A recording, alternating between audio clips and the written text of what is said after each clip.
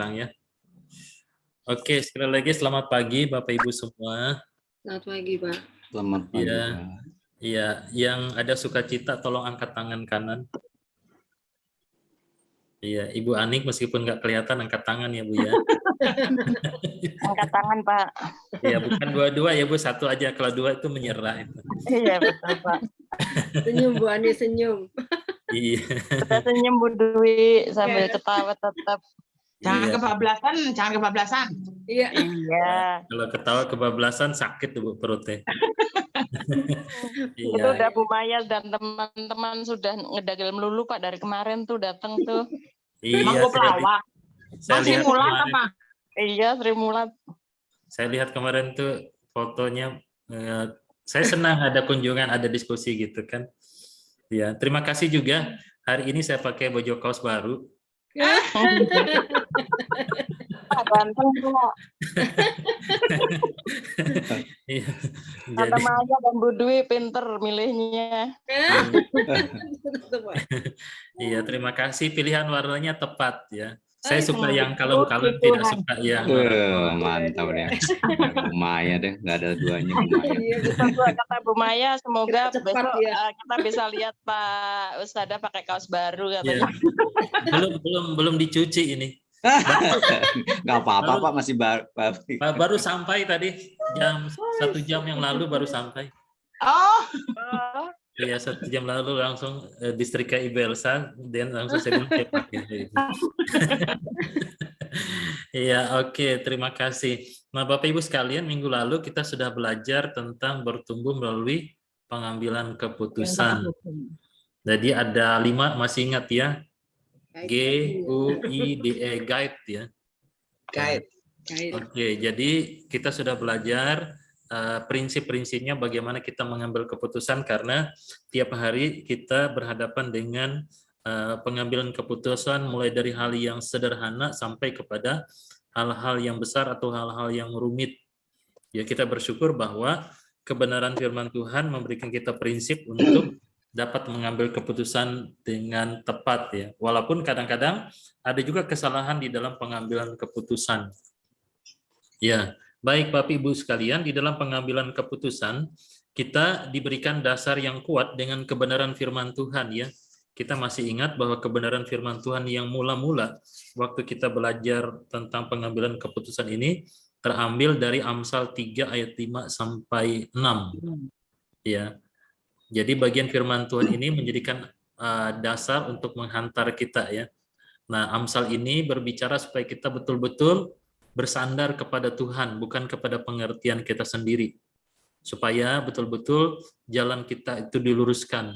Ya, jadi akui Tuhan dari segala laku kita, maka Tuhan akan meluruskan segala jalan kita. Saya kadang-kadang usil melihat dan mengganggu Bapak Ibu sekalian. Ya, itu memang salah satu ya. Apa, saya kadang-kadang suka dimarah sama Ibu Elsa, makanya kadang ulang tahun tuh saya suka dikerjain orang. Apa yang ditabur itu juga yang dituai ya. Iya, karena itu hari ini saya mau ngerjain mulai dari Pak Panjaitan dulu, karena saya yakin beliau kayaknya belum hafal, masih komat kamit begitu. Bisa baca, Bapak. Ya nggak hafalin ya Pak, saya absen. Iya Bu, nanti ada dendanya khusus ya Bu Anik ya. Bu Ibi, ya. Banyak dispensasi buat Mbak Anik mah. Iya. Jadi saya duluan ini Pak Pendeta. Iya Pak, iya Pak. Oh, makasih Pak, makasih. Iya. Ya, jadi saya akan mulai Amsal 3 ayat 5 dan 6. Percayalah kepada Tuhan dengan segenap hatimu, dan janganlah bersandar kepada pengertianmu sendiri. Akuilah Dia dalam segala lakumu, maka jalanmu akan diluruskan. Oke. Masih ada salah Pak, kebalik sedikit di bagian terakhirnya. Oh, maka. Oke, enggak apa-apa. Nanti pasti kesalahan itu bisa diperbaiki. Oke, baik. Jadi sedikit kebalik aja Pak tadi bagian terakhirnya. Oke Pak, makasih. Oke, terima kasih Pak Panjaitan. Baik, berikutnya lagi silakan Yola. Kasih Pak. Amsal 3 ayatnya yang ke-5 dan ke-6. Percayalah kepada Tuhan dengan segenap hatimu dan janganlah bersandar kepada pengertianmu sendiri. Akuilah Dia dalam segala lakumu, maka Ia akan meluruskan jalanmu. Oke, terima kasih. Pendek sih itu ya. Saya lihat Dian senyum-senyum. Kapan giliran saya katanya. Silakan Dian. Oke Pak, makasih. Amsal 3 ayat 5 sampai 6. Percayalah kepada Tuhan dengan segenap hatimu dan janganlah aduh aku lupa Pak. Bentar dulu. Dan janganlah bersandar. Padahal dari tadi udah inget loh. Dan Iya. janganlah bersandar kepada pengertianmu sendiri. Dian. Amsal 3 ayat 5 sampai 6. Percayalah. Aduh aku jadi nervous nih. Padahal udah kembar sama Pak Utada, udah kembar hijaunya udah sama. Aduh, bentar ya Pak. Aduh, Amang tolong bantu dulu Amang, kasihan. Ya, Ulang deh, makasih. Saya bantu nih. Bantu doa. Iya Pak, bantu doa juga. Ya, bantu doa. Aku ulang ya. Amsal 3 ayat 5 sampai 6. Percayalah kepada Tuhan dengan segenap hatimu dan janganlah bersandar kepada pengertianmu sendiri. Akuilah Ia dalam segala lakumu, maka Ia akan meluruskan jalanmu. Amin. Ya, amin. Ya. Oke, sekarang Terus coba tenang dulu. dulu. Dian, coba dulu sekali tapi buka mata. Tadi tutup mata. Aduh, kalau buka mata itu banyak distraksi, Pak. Ya. Ya, buka mata. Coba buka mata, lurus ke depan, jangan ke atas, lurus ke depan. Saya yakin pasti lupa. Ya itu dia, makanya harus tenang, Pak. Coba, ini boleh dicoba sekali lagi, Pak. Sambil buka mata. Boleh. Amsal 3 ayat 5 sampai 6. Percayalah kepada Tuhan dengan segenap hatimu dan janganlah bersandar pada pengertianmu sendiri. Akuilah Dia dalam segala lakumu dan maka Ia akan meluruskan jalanmu. Oke, mantap begitu dong. Berani, jangan takut gitu ya. Oke, ini Diko Setio ini siapa ya? Bu Lydia. Bu Lydia 2 ya? Iya Pak, Bu Lydia Pak. Ini. Ya, jadi Bu Lydia pakai 2 nih. Enggak, ini Pak yang aku nggak bisa nih pakai punya HP anakku Pak. Oh iya. Udah Oke. aku keluar. Enggak apa-apa kalau ibu bisa pakai 2 enggak apa-apa. Enggak, Ya. udah. Oke, baik. Berikutnya lagi. Ya. Oke, Ibu Dwi silahkan Bu. Saya kalau orang tua itu pelan-pelan, Ibu Dwi silahkan. Ya, terima kasih Pak. Amsal 3 ayat 5 sampai dengan 6. Percayalah kepada Tuhan dengan segenap hatimu dan janganlah bersandar kepada pengertianmu sendiri. Akuilah Dia dalam segala lakumu, maka Ia akan meluruskan jalanmu. Oke, mantap Ibu, tenang ya. Oke, berikutnya lagi. Ibu Esther silahkan Bu. Amsal 3 ayat 5 sampai 6.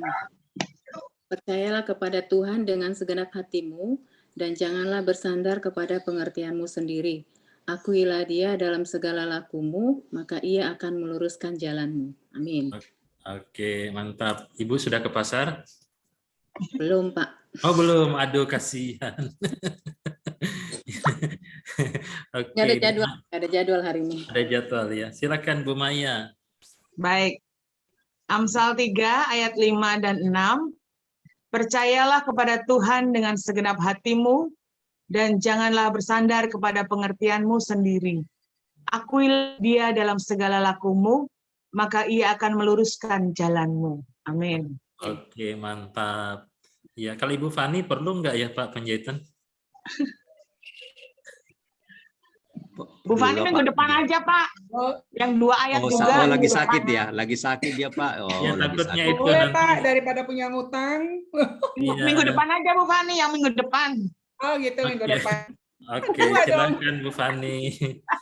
Ya, tapi napasnya teratur ya Bu ya, tenang-tenang. Amsal 3 ayat 5 sampai 6. Percayalah kepada Tuhan dengan Nah, hilang langsung sinyalnya. Ya, hilang sinyal bukan. segenap hatimu dan jangan Ya, Ibu Fani itu apa? Hilang tadi, sempat hilang. Nah, hilang lagi. Di mute, Bu. Masih mute, Bu. Iya, sinyalnya di rumah kayaknya lagi nggak bagus, Pak Pendeta. Oh ya, oke lah kalau Dari- gitu. Oke, jadi Iya, dari tadi mau masuk tuh koneksinya susah banget nih. ya, saya anggap bisa aja ya, Bu ya. Kan karena ada nepotisme lah, Ibu kan orang Ambon jadi apa-apa. Kong kali kong itu namanya. Oke. Oke, untuk Pak Pram saya nggak nanya ayat hafalan, Pak. Di materi ini kan kemarin kita belajar Amsal 3 ayat 5 sampai 6. Apa artinya di bagian pertama datang pada Tuhan go? Karena ini menjelaskan ayat firman Tuhan ini.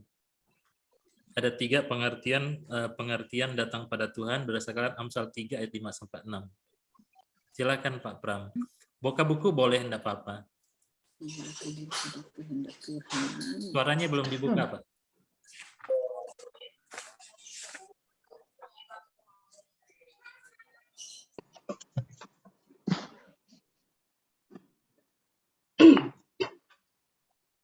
Oke, silakan Pak Pram. Kalau Pak Pram tahu aja Pak, apa ini ayat firman Tuhan tadi sampaikan Pak Pram ini Pak, pasti hafal dia tadi Pak. Itu disampaikan tadi pagi Pak.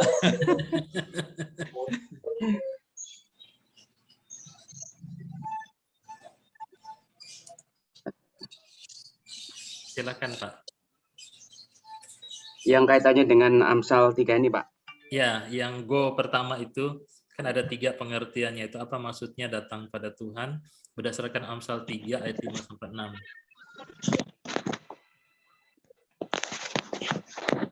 Di buku kita ada Halaman 57. halaman 57. Ini mengarahkan diri pada kemuliaan Tuhan. Apa yang Mengarahkan diri pada kemuliaan Tuhan, terus kemudian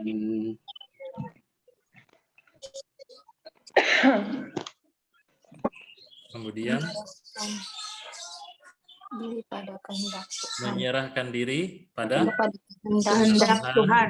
Kehendak Tuhan. Meminta hikmat meminta hikmat dan pimpinan Roh Kudus. Roh Kudus. Oke, terima kasih Pak. Oke, untuk Ibu Lydia. Ibu Lydia. Iya Pak. Apakah Ibu punya satu kesan pendek saja 1-2 menit pengalaman Ibu minta belajar mengambil keputusan dengan minta hikmat dari Tuhan? Dari pengalaman 1 minggu ini apakah ada yang Ibu bisa sampaikan pengalaman bagaimana Tuhan menolong dalam mengambil keputusan? Mungkin dalam 1 minggu ini yang masih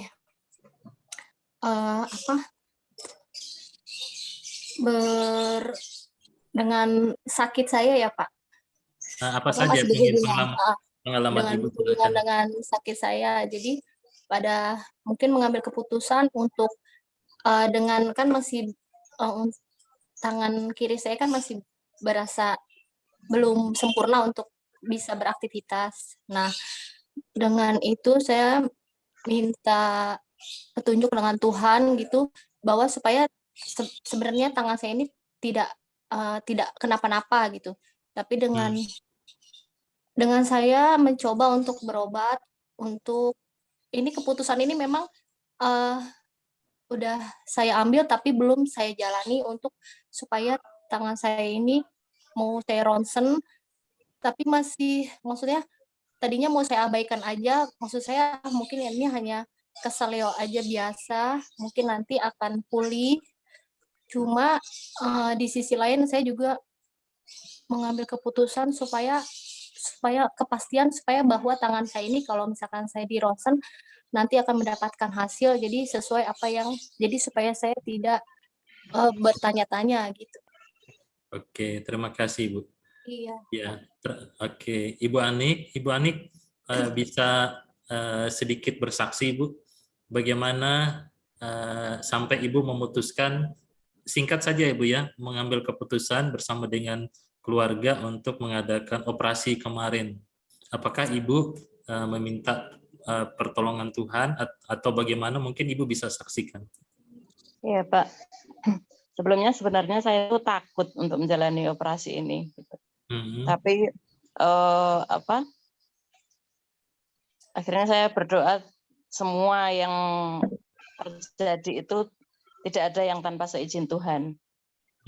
Jadi akhirnya dokter bilang, Ibu kenapa takut? Apa Ibu takut mati? Gitu. Nah, udah dokter bilang gitu, itu akhirnya saya langsung bersemangat, Tuhan kalau izinkan saya menjalani operasi karena diambil sakitnya, Tuhan pasti tidak akan saya tidak akan mati secepat ini, saya gitu. Terus akhirnya ya udah saya putuskan untuk operasi ini. Karena saya itu tadinya udah tahun 2020 nggak mengambil keputusan untuk operasi itu karena pernah sesar itu sakitnya luar biasa. Nah, apalagi kalau ini operasi udah di sesar, perutnya dibelek, rahimnya juga digunting-gunting, diambil gitu. Saya udah ngebayangin yang serem-serem gitu. Makanya saya tuh menolak untuk dioperasi tahun 2020 itu.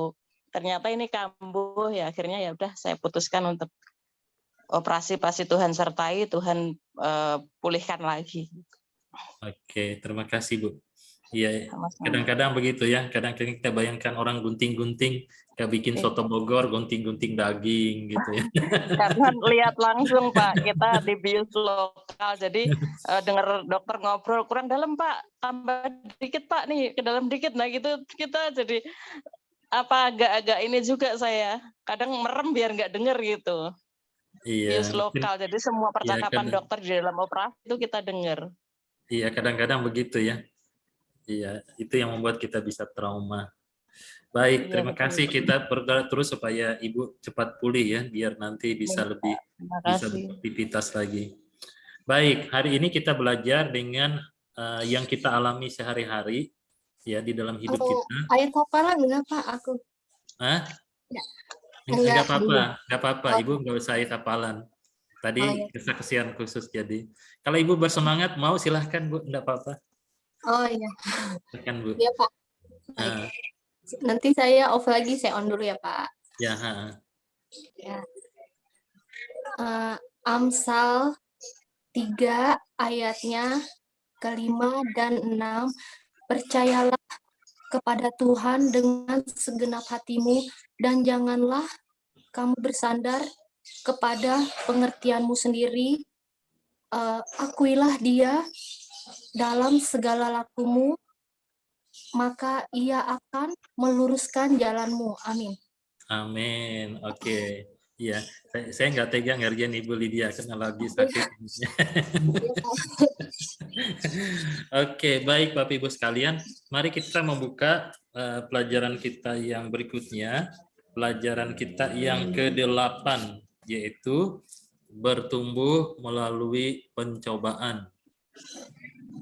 Ya, jadi kita akan belajar bagian ini. Bagian ini yang kita alami sehari-hari. Jadi tiap hari kita menghadapi berbagai macam tantangan di dalam kehidupan kita. Kemudian kita juga menghadapi berbagai pencobaan. Pencobaan itu bermacam-macam ya. Jadi dari hal-hal yang kelihatannya kecil, sederhana, kemudian hal-hal yang menyenangkan, kenikmatan-kenikmatan, maupun kepada bagian-bagian yang sangat sulit, penderitaan, kesukaran, dan lain sebagainya. Jadi pencobaan yang kita hadapi itu, kadang-kadang kita nanti akan lihat apakah kita cenderung jatuh di saat yang enak, menyenangkan, atau zona nyaman, atau mungkin kepada ekstrim yang berikutnya, penderitaan, sakit penyakit, pergumulan berat, dan lain sebagainya. Baik, kita akan memulai bagian ini, bertumbuh melalui pencobaan ini, dengan mencoba menjawab pertanyaan ini, kita diskusikan. Ya. Oke, Bapak Ibu sudah melihat gambar di sini. Pertama, gambar tentang apa ini? Adam Hawa, Taman Eden. Taman Eden. Kemudian yang ada jubah merah ini, kain merah ini gambar apa?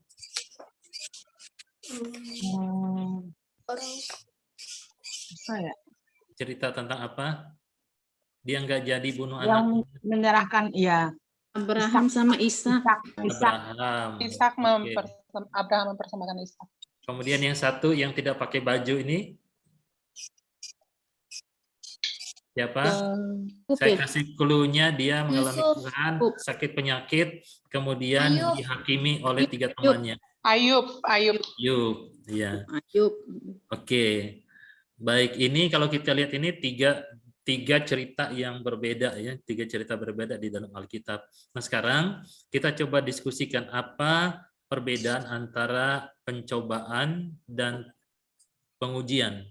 Kemudian pencobaan dan penderitaan.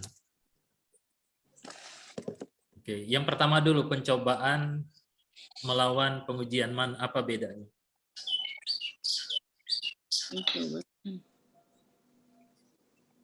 Saya kasih jawaban pertama ya, pencobaan berasal dari kata coba. Ujian dari kata Biasa uji. di pencobaan diberikan oleh iblis, sedangkan ujian diberikan oleh Tuhan. Oke, terima kasih. Yang lain silakan. Pencobaan datangnya dari diri sendiri. Kalau Terus? ujian dari Tuhan. Oke, terima kasih. Yang lain lagi silakan. Sudah 2 ya, sudah 2 aja sudah berbeda ya. Memberi ujian sih. Ada lagi? Monggo. Ada? Jangan takut. Ini ujian lisan. Oke, berikutnya yang kedua, pencobaan dan penderitaan, apa bedanya?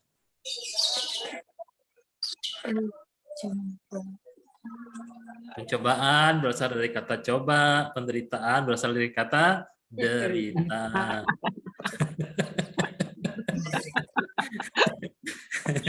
Oke, baik Bapak Ibu sekalian, coba kita lihat ya. Nah ini, pencobaan asalnya dari kuasa gelap. Pengujian berasal dari Tuhan. Nah sekarang tujuannya, kalau pencobaan tujuannya menjatuhkan, menjerumuskan.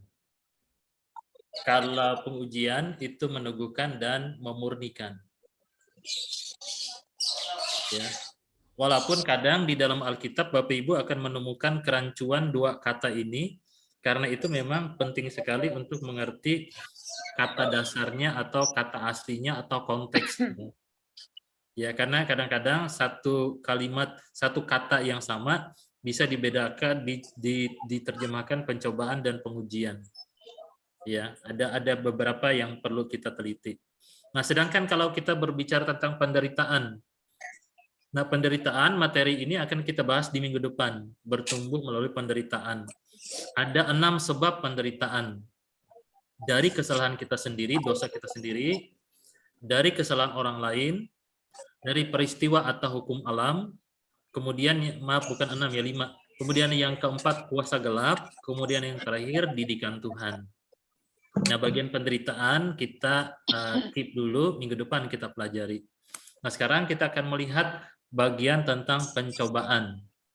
Kita mulai membaca dari 1 Petrus 15 ayat yang 15, 1 Petrus 1 ayat 15 sampai 16. Ya, kita mulai dengan minta tolong Ibu Dwi dulu, tolong baca Bu bagian firman Tuhan ini. 1 Petrus 1 ayat 15 sampai dengan 16. Tetapi hendaklah kamu menjadi kudus di dalam seluruh hidupmu, sama seperti Dia yang kudus, yang telah memanggil kamu, sebab ada tertulis, kuduslah kamu, sebab aku kudus. Amin. Oke, terima kasih Bu. Nah, bagian pertama ini dasar untuk kita lihat, kita belajar tentang pencobaan. Kita ingat bahwa Tuhan menghendaki kita hidup dalam kekudusan. Karena Allah yang memanggil kita adalah Allah yang kudus. Allah menghendaki kita untuk hidup kudus. Jadi hidup di dalam kekudusan itu memang rancangan Allah, kehendak Allah bagi kita. Oke, nah sebelum kita lanjut, Dian, apa arti kata kudus, Dian? Arti kata kudus. Ini arti ya, bukan persamaannya, bukan sinonim. Aku googling ya, Pak. Nah, jangan googling kudus. Cuma kata kudus saja, harus googling. Tanpa dosa. Tanpa mulia. dosa.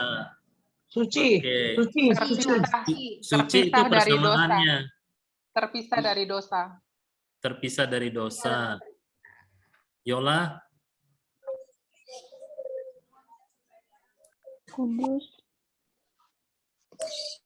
gimana Yola? Tidak melakukan apa yang jahat di hadapan Tuhan. Tidak melakukan apa yang jahat di mata Tuhan. Oke, tadi siapa yang bilang dipisahkan dari apa tadi, Bu Fani ya? Apa tadi Iya. sih? Di pelajaran pertama Pak ada kudus terpisah dari dosa. Nah, dipisahkan dari dosa atau dipisahkan dari yang jahat gitu ya. Jadi kita itu dipanggil untuk hidup kudus. Jadi ini panggilan kita ya. Kuduslah kamu sebab aku kudus. Ya, kalau Bapak Ibu tahu kisah latar belakang lagu Kudus, Kudus, Kuduslah Tuhan, itu kita akan menyanyikannya berbeda karena itu adalah satu pengagungan kepada Tuhan. Atau lagu Suci, Suci, Suci. Ya, atau dalam bahasa Jawanya Sencai, Sencai, Sencai. Bahasa mana itu, bahasa orang Jawa nggak tahu, baru tahu. Baru tahu ya Bu ya. Pak Pram, mainkan Pak Pram. Pak Pram nih bisa itu hurufnya. Iya. Holy, holy, holy. Karena nanti kalau kita baca di Wahyu itu juga diungkapkan karena itu diulang berkali-kali, 3 kali dan seterusnya untuk menggambarkan kemahakudusan. Jadi waktu kita menyanyi kudus, kudus, kuduslah Tuhan, suci, suci, suci, itu adalah sebuah pengagungan yang harusnya juga bermakna bahwa kita juga harus menyembah Tuhan di dalam kekudusan. Ya, penyembahan tidak akan berkenan kepada Tuhan tanpa sikap hati yang kudus dan tulus di hadapan Tuhan. Ya, jadi ini prinsip dasar sebelum kita masuk lebih lanjut kepada bagian berikutnya. Nah, dalam buku Mengejar Kekudusan, Jerry Bridges berkata, karena Tuhan kudus, Tuhan membenci dosa. Ya. Jadi Tuhan menumbuhkan dalam hati kita kebencian terhadap dosa seperti kebencian Tuhan terhadap dosa. Kebencian yang sama terhadap dosa seperti kebencian Tuhan terhadap dosa. Ya. Nah, kebencian terhadap dosa sebagai dosa bukan sekedar sesuatu yang memalukan atau kekalahan, melainkan sebagai sesuatu yang mendukakan Tuhan. Inilah akar dari semua kekudusan yang benar. Jadi kalau kita salah, kalau kita melakukan sebuah pelanggaran, kemudian kalau kita bertobat, kemudian ingin diubahkan, itu artinya hati nurani kita masih baik. Sebagai contoh, tadi pagi waktu saya sarapan dengan Ibu Elsa, saya bilang, hati saya itu tergerak untuk mendoakan satu jemaat, saya bilang. Karena beberapa waktu ini tidak ada kabar. Dia biasanya aktif, kemudian rajin begitu ya, ada kabar. Nah kemudian 2-3 minggu ini tidak ada kabar, kemudian saya telepon dia. Karena tiap kali saya berdoa pagi, ingat nama ini, gitu saya telepon. Bertanya, kenapa tidak ada kabar? Kemudian dia bilang, dia sebenarnya malu karena dia suka beribadah, ikut persekolahan doa, ikut juga ibadah minggu, baik itu onsite maupun online, tetapi dia merasa ada sesuatu yang salah gitu. Dia menyimpan kesalahan terhadap orang lain dan dia beribadah dalam kondisi hati yang tidak baik, tidak tenang. Saya bilang oke, itu bagus, tetapi jangan sampai ibu tidak beribadah menjauhkan diri dari Tuhan karena kita akan kalah. Kemudian dari sisi lain saya memuji dia. Saya bilang saya bersyukur karena hati nurani ibu itu masih peka, masih mengerti, masih paham akan kondisi itu. Supaya Dengan kepekaan itu kita jangan sampai kalah, tapi kita datang kepada Tuhan. Jadi ini prinsip dasar yang sama ya, bahwa Allah itu kudus dan Tuhan tidak menghendaki adanya satu dosa. Ya, Pak Panjaitan, tolong amati Pak mata ini. Iya Pak. Apa Ada yang- gambar, ada gambar seorang wanita di matanya Pak. Iya. Jadi kemungkinan ini pria atau wanita, Pak? Kalau karena di matanya adalah seorang wanita, tentunya dia kalau normal berarti dia laki-laki, Pak.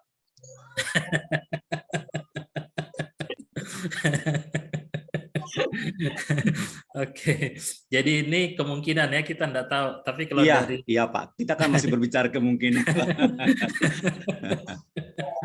ya, karena kenapa saya tanya itu, secara natur dan juga kejatuhan pria itu di mata. Dari mana datangnya cinta? Dari mata Dari turun mata ke turun hati. ke hati. Dari mana datangnya cobaan? Sama Pak, dari Dari mata mata. Dari juga. keinginan, ya, dari Dari keinginan. mata Dari naik ke mata. kepala. Dari mata mata turun ke ke hati pikiran. juga. Dari mata naik ke kepala, turun ke dompet.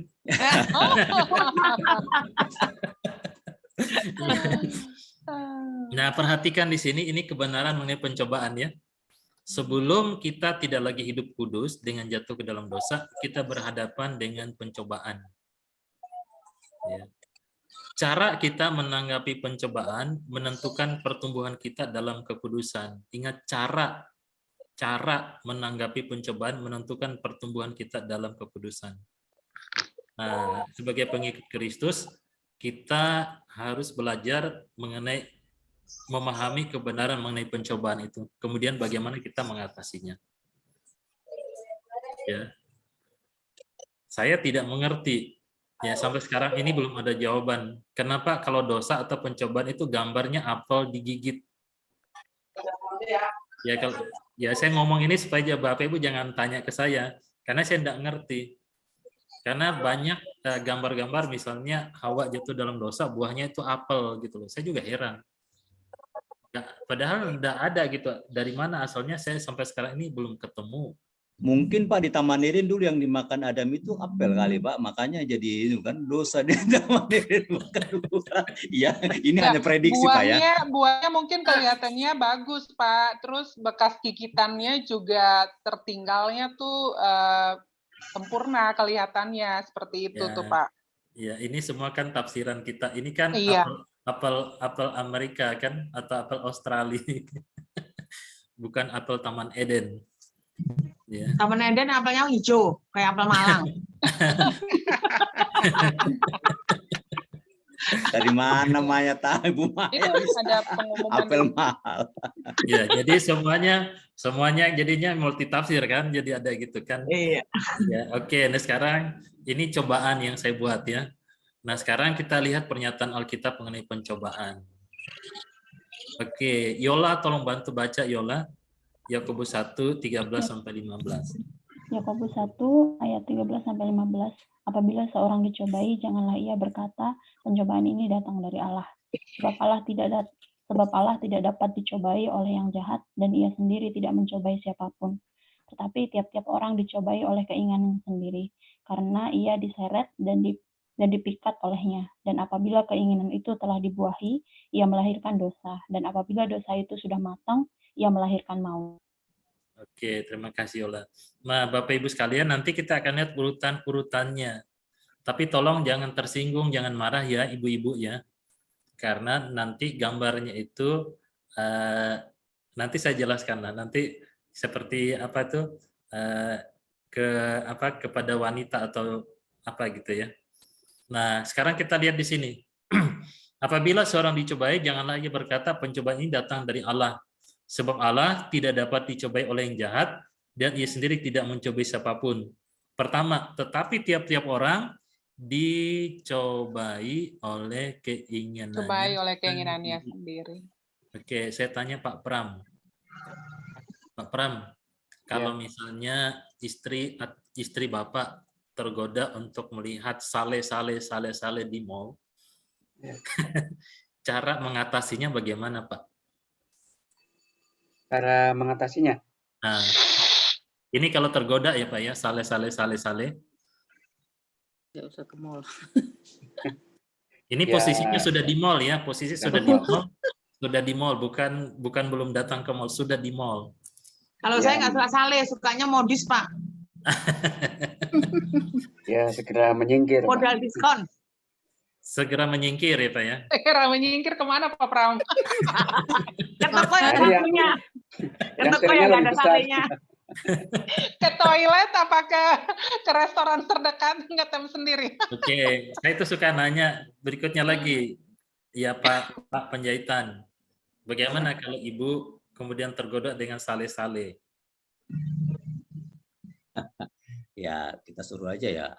Ada yang cocok nggak gitu aja Pak.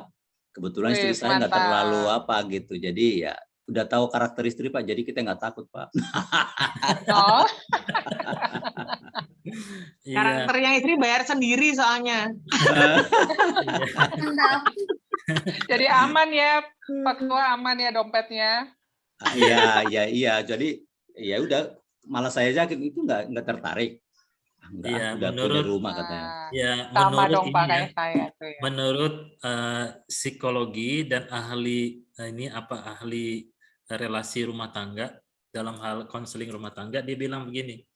Ya, nanti boleh dicoba ya. Di saat istri Anda tergoda dengan sale-sale itu, tolong gandeng tangannya dengan mesra. Pasti langsung ngacir ya Pak, ninggalin yang sale-salenya ya. Ya, Kalau perlu dipeluk ya Pak. Kalau perlu Ya. dipeluk ya Pak. Jangan lepaskan dia. Biar nggak lari. Saya pernah mendengarkan itu, mereka dari ahli konseling keluarga itu, kemudian maksudnya dengan digandeng itu kalau berhasil nih, berpikirnya kemudian berubah. Berpikirnya berubah biasanya begitu. Ya kalau enggak juga ya berarti ya gagal lah. Nggak mempan. Nggak mempan ya. Oke, jadi ingat yang pertama ya, Tuhan tidak pernah menjadi sumber dari pencobaan yang jahat. Suatu pencobaan hanya dapat menggoda karena keinginan kita sendiri. Ya, jadi keinginan kita sendiri. Jadi tolong ingat baik-baik ya. Nah, John Owen, ini bukunya bagus ini. Ada banyak pencobaan yang berusaha menarik, memikat, dan mengasihi seseorang untuk melakukan dosa. Namun, akar dan sumber dari semua hal ini terdapat dalam hati kita. Ya. Pencobaan tidak meletakkan sesuatu yang sebelumnya tidak ada dalam diri seseorang. Jadi artinya, kita ini, Bapak Ibu sekalian, memiliki bermacam-macam kelemahan. Ada orang yang mudah jatuh kalau dengan harta. Ada orang mudah jatuh karena jabatan. Ada orang jatuh karena pujian dan lain sebagainya. Tiap-tiap kita ini punya kelemahan. Iya, punya potensi untuk jatuh ke dalam dosa, punya keterbatasan masing-masing. Dan kita ingat ya di mana kita jatuh sebelum kita mengenal Tuhan. Kemudian bagian mana yang berulang-ulang di dalam kehidupan kita yang sering membuat kita kalah telak di dalam kehidupan dalam kekudusan Tuhan. Ya, kita waspada untuk bagian-bagian ini. Nah, Bapak Ibu sekalian, nah ini yang saya bilang tadi. Mohon maaf ya ibu-ibu ya, nampaknya ikannya betina. Iya pakai lipstik. Sama blush on. Sama bulu mata. Bulu mata. Ya, jadi lihat ini aksesorinya, bibirnya, eyeshadow-nya, kemudian jadi nampaknya wanita ya, betina ini. Tapi bukan berarti yang pria aman-aman ya, Pak Pram, Pak penjahitannya. Ya, jadi beginilah gambarannya Yakobus tadi. Nah, kita biasanya tutup mata di dasar, kemudian no. Ya, udah mulai. Oke, sekarang kita lihat ya. Tahap 1, keinginan. Ya. Jadi saya ketawakan begini. Tahap 1 mulai keinginan, ada umpan di atas. Umpan pancing, itu umpan pancing ya di atas itu ya. Nah, kita lihat apa yang terjadi. Tadi pertama tutup mata kan? Ada umpan datang, apa yang terjadi? Buka mata. Buka mata. Masih berkata apa? No. Oh. Umpannya masih jauh soalnya. Bagus Kak umpannya berarti. Iya. Umpannya bagus ini, jadi sudah mulai ya. Nah, ini paling menentukan bagian awal ini. Ya. Jadi keinginan ini Bapak Ibu sekalian, ini tahap awal yang paling menentukan. Jadi sama seperti kalau masuk rumah ini di pagar depan, pintu pagarnya. Ya, pintu pagar. Nah, kalau ini jebol, ini sudah dibuka, tahap berikutnya itu cenderung akan lebih mudah. Ya. Ini yang perlu kita waspadai ya. Mulai buka mata ya. Jadi kita lihat di sini ikan betina ini mulai membuka mata. No. Oh. Ya, kita lihat di sini ya. Nah, oke. Apabila seorang dicobai, janganlah ia berkata pencobaan ini datang dari Allah. Sebab Allah tidak dapat dicobai oleh yang jahat dan dia sendiri tidak mencobai siapapun. Tetapi tiap-tiap orang dicobai oleh keinginannya sendiri. Kemudian karena ia diseret dan dipikat olehnya. Nah, Bapak Ibu sekalian, pada waktu kita masuk ke dalam bagian ini sudah mulai masuk ke dalam tahap yang kedua, terpikat. Tadi ingin, nah sekarang kita masuk ke dalam tahap yang kedua ya. Setiap pencobaan adalah tipu muslihat untuk menyeret dan memikat keinginan kita. Menyeret. Iya. Jadi kalau kita sudah setuju, sepakat, tertarik, nah sudah itu, sudah terpikat, sudah yes gitu loh. Jadi tinggal bagaimana jatuhnya atau melakukannya. Ya, jadi ini yang waspada ya.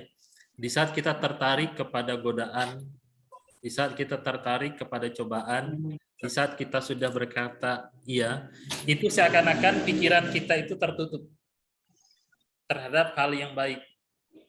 Coba saya kasih contoh sederhana ya. Saya beberapa kali konseling orang yang jatuh ke dalam MBA, married by accident, jadi hamil sebelum nikah. Kemudian saya tanya, mengapa kamu melakukan hal itu? Nah, kalau mereka mengaku dengan jujur, Bapak Ibu sekalian, waktu ingin melakukan hubungan seksualitas itu, pikiran itu dan juga perkataan mereka saling menguatkan, tidak apa-apa. Toh orang lain juga melakukannya. Tidak apa-apa, nanti tidak akan terjadi kehamilan. Tidak apa-apa, tidak apa-apa. Orang lain juga tidak tahu. Tidak apa-apa, ini kan cinta. Tidak apa-apa, ini kan saling suka sama suka. Nah, itu terjadi waktu keinginan dan iblis bekerja di dalamnya untuk menggodai.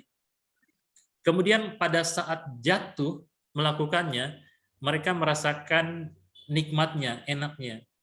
Tapi sesudah itu, baru terbukalah pikiran sama seperti Adam dan Hawa. Mereka sadar dan tahu bahwa mereka telanjang dan berdosa. Jadi waspada ya. Makanya jangan heran tatkala orang punya keinginan seringkali sulit untuk diingatkan. Tolong keras biasanya, jangan lembek. Ya sudah biarin aja kamu ikuti keinginanmu. Setelah itu kita akan menuai hasil yang buruk. Jadi waspada ya. Menyeret, memikat keinginan kita. Nah, lagi-lagi gambarnya apel ini. Pencobaan mengetuk pintu rumahmu. Tetapi salahmu sendiri jika kamu mengundangnya makan malam. Ya, saya kasih contoh ya. Ini cerita si Ucok dan si Butet. Ya.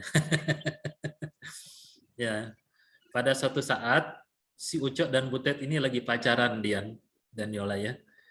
Nah, kemudian janjianlah si Ucok ini mau jemput Butet di rumahnya untuk nonton film di bioskop. XX1, apapun namanya ya. Nah, tetapi bapaknya si Butet ini terkenal galaknya minta ampun, banyak aturan-aturannya. Ya, kemudian setelah dia dengan gemetar, dengan pergumulan, dia datang mau jemput si Butet di rumahnya. Harus minta izin ke bapaknya. Ya, bapaknya jalannya duk duk duk gitu kan. Orangnya kan galak gitu ya. Apa maksudmu datang ke sini? Ini Pak, mau ngajak si Butet nonton. Nonton apa? Nonton film. Di mana? Dan seterusnya. Nah, kemudian akhirnya telah bicara-bicara, bapaknya si Butet ini bilang begini, tolong, boleh saya izinkan tapi hanya sampai jam 9. Tapi dengan satu aturan. Please don't touch me. You understand? Yes, I understand. Setelah itu mereka nonton, setelah itu pulang.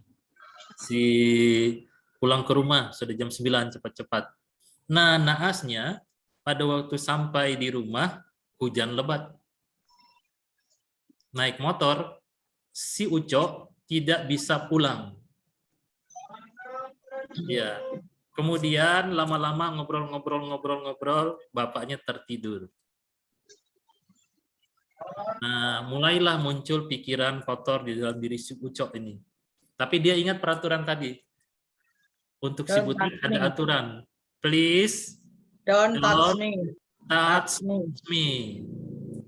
Bapaknya yang nggak di-touch. Ya.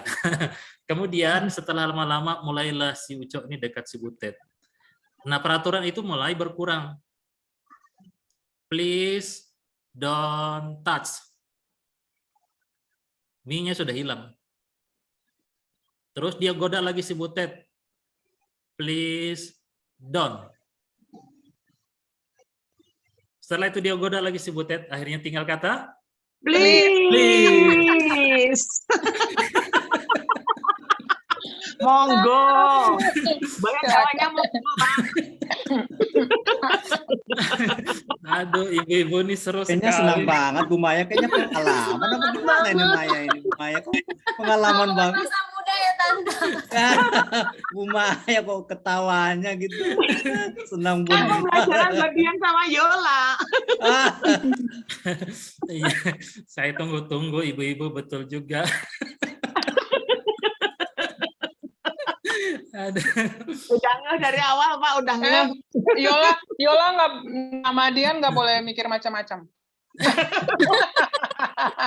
Gak kok, otak kita kosong aja, Tan. Emang mikir Gitu apa ya? nih? Emang mikir apa, Tan? Listnya itu. Siapa tahu suruh please colek gitu. Aduh. Oke. Oke, jadi ingat ya, ingat ini pencobaan mengetuk pintu rumahmu, salam sendiri jika mengundangnya makan malam. Nah Pak, berarti kalau pacar datang ke rumah gimana tuh Pak? Jangan kasih makan, kasih kue, jangan apa Iya, lagi. nggak boleh makan malam, makan siang boleh Bu Pani. Iya, Kan yang dilarang Pak Ustadzah makan malam. Nah, tapi salah Bapak sendiri jangan dia. ketiduran. Ah. Berarti Bapaknya jangan ketiduran itu. Bapaknya dikasih obat minum, obat tidur. Iya, bapaknya pokoknya jangan tidur, itu kuncinya ya. Iya, betul. Aduh. Nah, ini dia nih, Dian, Yola. Mulai naik pesawatnya. Tadi buka mata. Kemudian sudah apa ini terjadi? Oh. No-nya sudah hilang. No-nya udah hilang. Kemudian bibirnya sudah, lidahnya sudah, wah sedap ini. Sudah terpikat kan, sudah naik kayak pesawat itu, sudah mau boarding ini sudah ini. Sudah naik ya, sudah terpikat dengan cacing itu, dengan umpan itu ya. Nah ini yang terjadi, inilah gambaran tentang keterpikatan. Ya, ini yang membuat kita bergerak dari posisi kita. Ya. Nah, Dan apabila keinginan itu sudah dibuahi, ia melahirkan dosa. Dosa.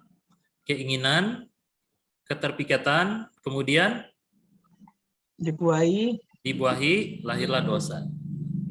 Nah, keinginan yang terseret dan terpikat jika terus dibuahi akan menghasilkan dosa. Bapak Ibu perhatikan nggak kalimat dalam Yakobus ini, kata dibuahi itu menggambarkan satu hubungan antara pria dengan wanita.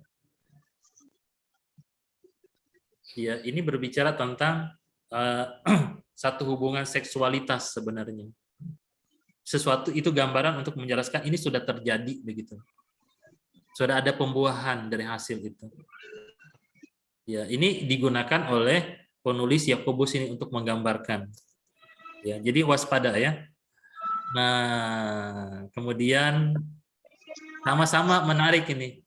Sudah mulai ke atas, dia sudah mangap dan dia melihat cacing, come on, gitu kan. Jadi sama-sama menarik ya. Tadi kelihatan kecil dan kita lihat di sini bahkan makin besar umpan itu. Ya. Nah, Bapak Ibu lihat ekspresinya. Waktu dia menikmati umpan itu, senyum. bahagia. Enak. Bahagia pada waktu jatuh itu biasanya dalam sementara sesaat nikmat enak. Ya, tetapi sesungguhnya itu sudah lahir dosa. Karena sudah terjadi. Sudah terjadi ya. Ya, nah ini perumpamaannya. Ibu Esther, tolong bantu saya, Bu. Buka buku saat teduhnya, Bu.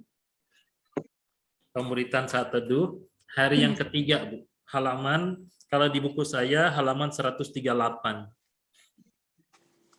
Kalau Bapak Ibu mungkin buku baru, mungkin sama nggak Ibu Esther, buku yang ini ya, hijau ya? Tahap-tahap pencobaan ya, Pak? Halaman 1-2. Tahap-tahap pencobaan, Pak.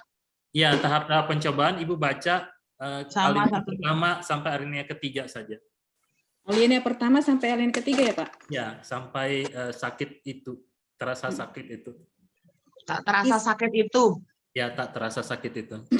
Ya. Kisah seorang musafir pada suatu malam di padang gurun memberi kita pelajaran berharga tentang pencobaan. Musafir itu susah tidur di tendanya pada malam yang dingin. Sudah tidur, Bu. Sudah. Oh, aduh mata. Musafir itu sudah tidur di tendanya pada malam yang dingin itu ketika tiba-tiba ia menyadari ontanya tengah memasukkan hidungnya ke dalam tenda. Karena merasa iba pada sang onta yang dianggapnya juga kedinginan, ia membiarkan saja kelakuan si onta itu. Namun yang terjadi kemudian, karena terus dibiarkan, bukan cuma hidung dan kepala si onta yang menerobos tendanya. Kaki dan seluruh badan onta itu pun akhirnya masuk dan merusak tendanya. Pencobaan yang dibiarkan menyodok kita sedikit demi sedikit pada akhirnya akan menerobos dan merusak hidup kita seluruhnya. Firman Tuhan yang kita baca menunjukkan proses atau tahap-tahap pencobaan yang menyerang kita secara halus dan terkadang tak terasa sakit itu. Oke, terima kasih Bu. Nanti bisa dilanjutkan di siapa yang bertugas di hari ketiga ini ya, nanti kita lihat. Nah, ini. Nah, jadi itu gambarannya perumpamaan seperti musafir dan untanya. Ya, awalnya masuk sedikit, hanya hidung. Masuk terus, akhirnya robohlah. Nah, ini sebagai satu gambaran bahwa kalau kita membiarkan satu dosa, satu keinginan atau kompromi yang nampaknya mungkin kita anggap sepele, maka kalau kita membiarkan, tidak terasa dia akan merusak seluruhnya. Ya, ini waspada ya, waspada. Makanya saya katakan tadi, tahap dari keinginan itu penting sekali untuk kita perhatikan. Di buku renungan kita ini tadi juga diingatkan ya, judulnya tahap-tahap pencobaan mulai dari keinginan. Ya. Nah, kemudian dan apabila dosa itu sudah matang, ia melahirkan maut. Ya. Nah, dosa yang bertumbuh makin matang akan menghasilkan maut. Nah, ini dia nih. Tadi senyum bukan? Sekarang apa yang terjadi sesudah makan? Ketangkap. Kepancing, kena Bisa umpan. lepas? Nggak bisa lepas ke kait. Iya, sudah terkait ya. Mau nangis? Nggak ada artinya. Ya, umpan itu sudah masuk, dia udah makan, dan dia sudah terkait dengan pancing yang tajam dan sulit untuk dia melepaskan diri. Ya. Menyesal dalam situasi seperti ini sudah terlambat.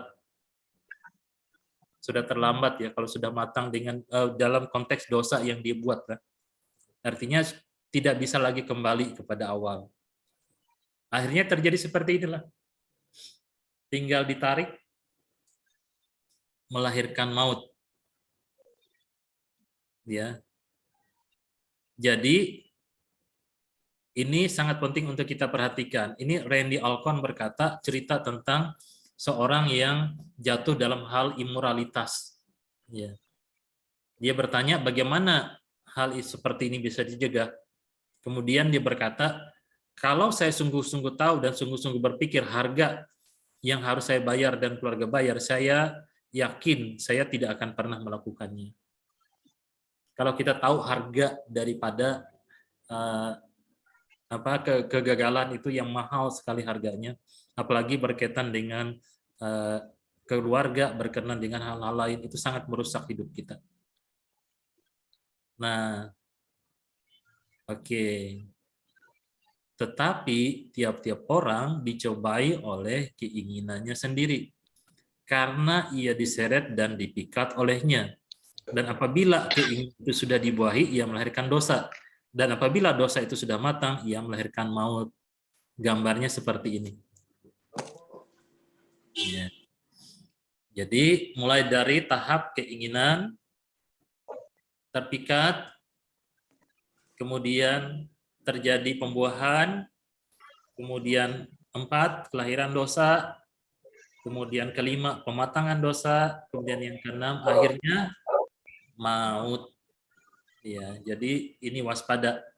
Bapak Ibu lihat, waktu pertama bibirnya merah, yang kedua terpikat jauh lebih merah lagi, kemudian masih merah yang ketiga, kemudian sangat senang pada waktu tahap keempat lahir dosa, tapi waktu jadi dosa sudah pucat pasi, sudah biru ungu, akhirnya mati kuning. Ya. Ini menggunakan gambar untuk menolong kita mengingat ya. Nah, Bapak Ibu bisa menyampaikan ini dalam satu renungan atau khotbah. Dia menggunakan gambar, kadang-kadang lebih mudah masuknya ya. Iya. Tapi nanti jangan dibalas ya, Ibu-ibu, khotbahnya pakai ikan jantan. Jangan. Jangan balas membalas ya. Aduh. Ya, waspada ya. Jadi nanti kalau ada ibu-ibu bawa itu, Pak Pram, Pak Penjetan, tolong kasih tahu saya. Berarti ada terjadi pembalasan sudah ini. Ya. Oke, berikutnya lagi kita lihat. Nah, jadi ada 3 ya kesimpulannya. 4. Allah tidak pernah menjadi sumber dari pencobaan yang jahat. Suatu pencobaan hanya dapat menggoda karena keinginan kita sendiri. Kedua, setiap pencobaan adalah tipu muslihat untuk menyeret dan memikat keinginan kita. Ketiga, keinginan yang terseret dan terpikat jika terus dibuahi akan menghasilkan dosa.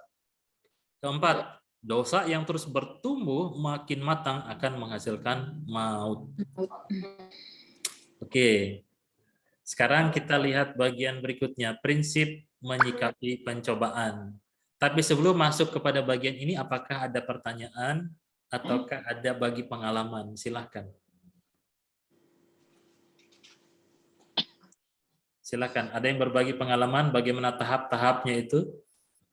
Atau pernah mungkin kita gagal dalam satu bagian yang mungkin hal sederhana, bukan hal-hal yang berkaitan yang sangat pribadi. Silakan.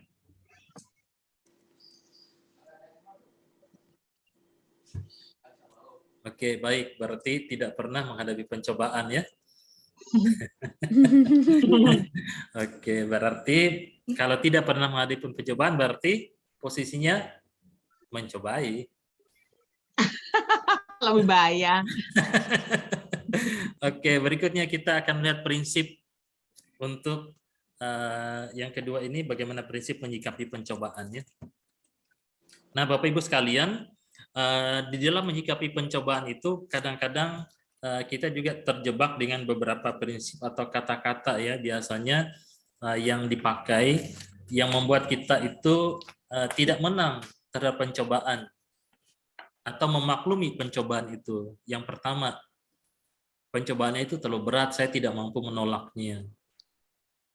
Ya. Yang saya alami berbeda, tak seorang pun mengalami yang saya alami. Ya. Kemudian ada juga yang berkata sudah garis keturunan saya, faktor genetik yang membuat saya melakukannya. Biasanya kan suka begitu. Kalau anak pintar dibilang sama dengan siapa?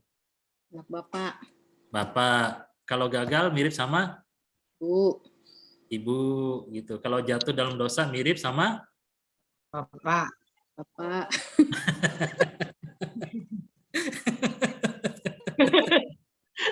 Aduh, Ibu Esther lancar kali jawabnya. Semoga bukan pengalaman pribadi. Iya, pernah satu kali saya konseling satu ibu. Ya, saya menyebutkan ini sebagai contoh, tidak menyebutkannya, tidak menceritakan kesalahan orang lain, tapi ini umum ya.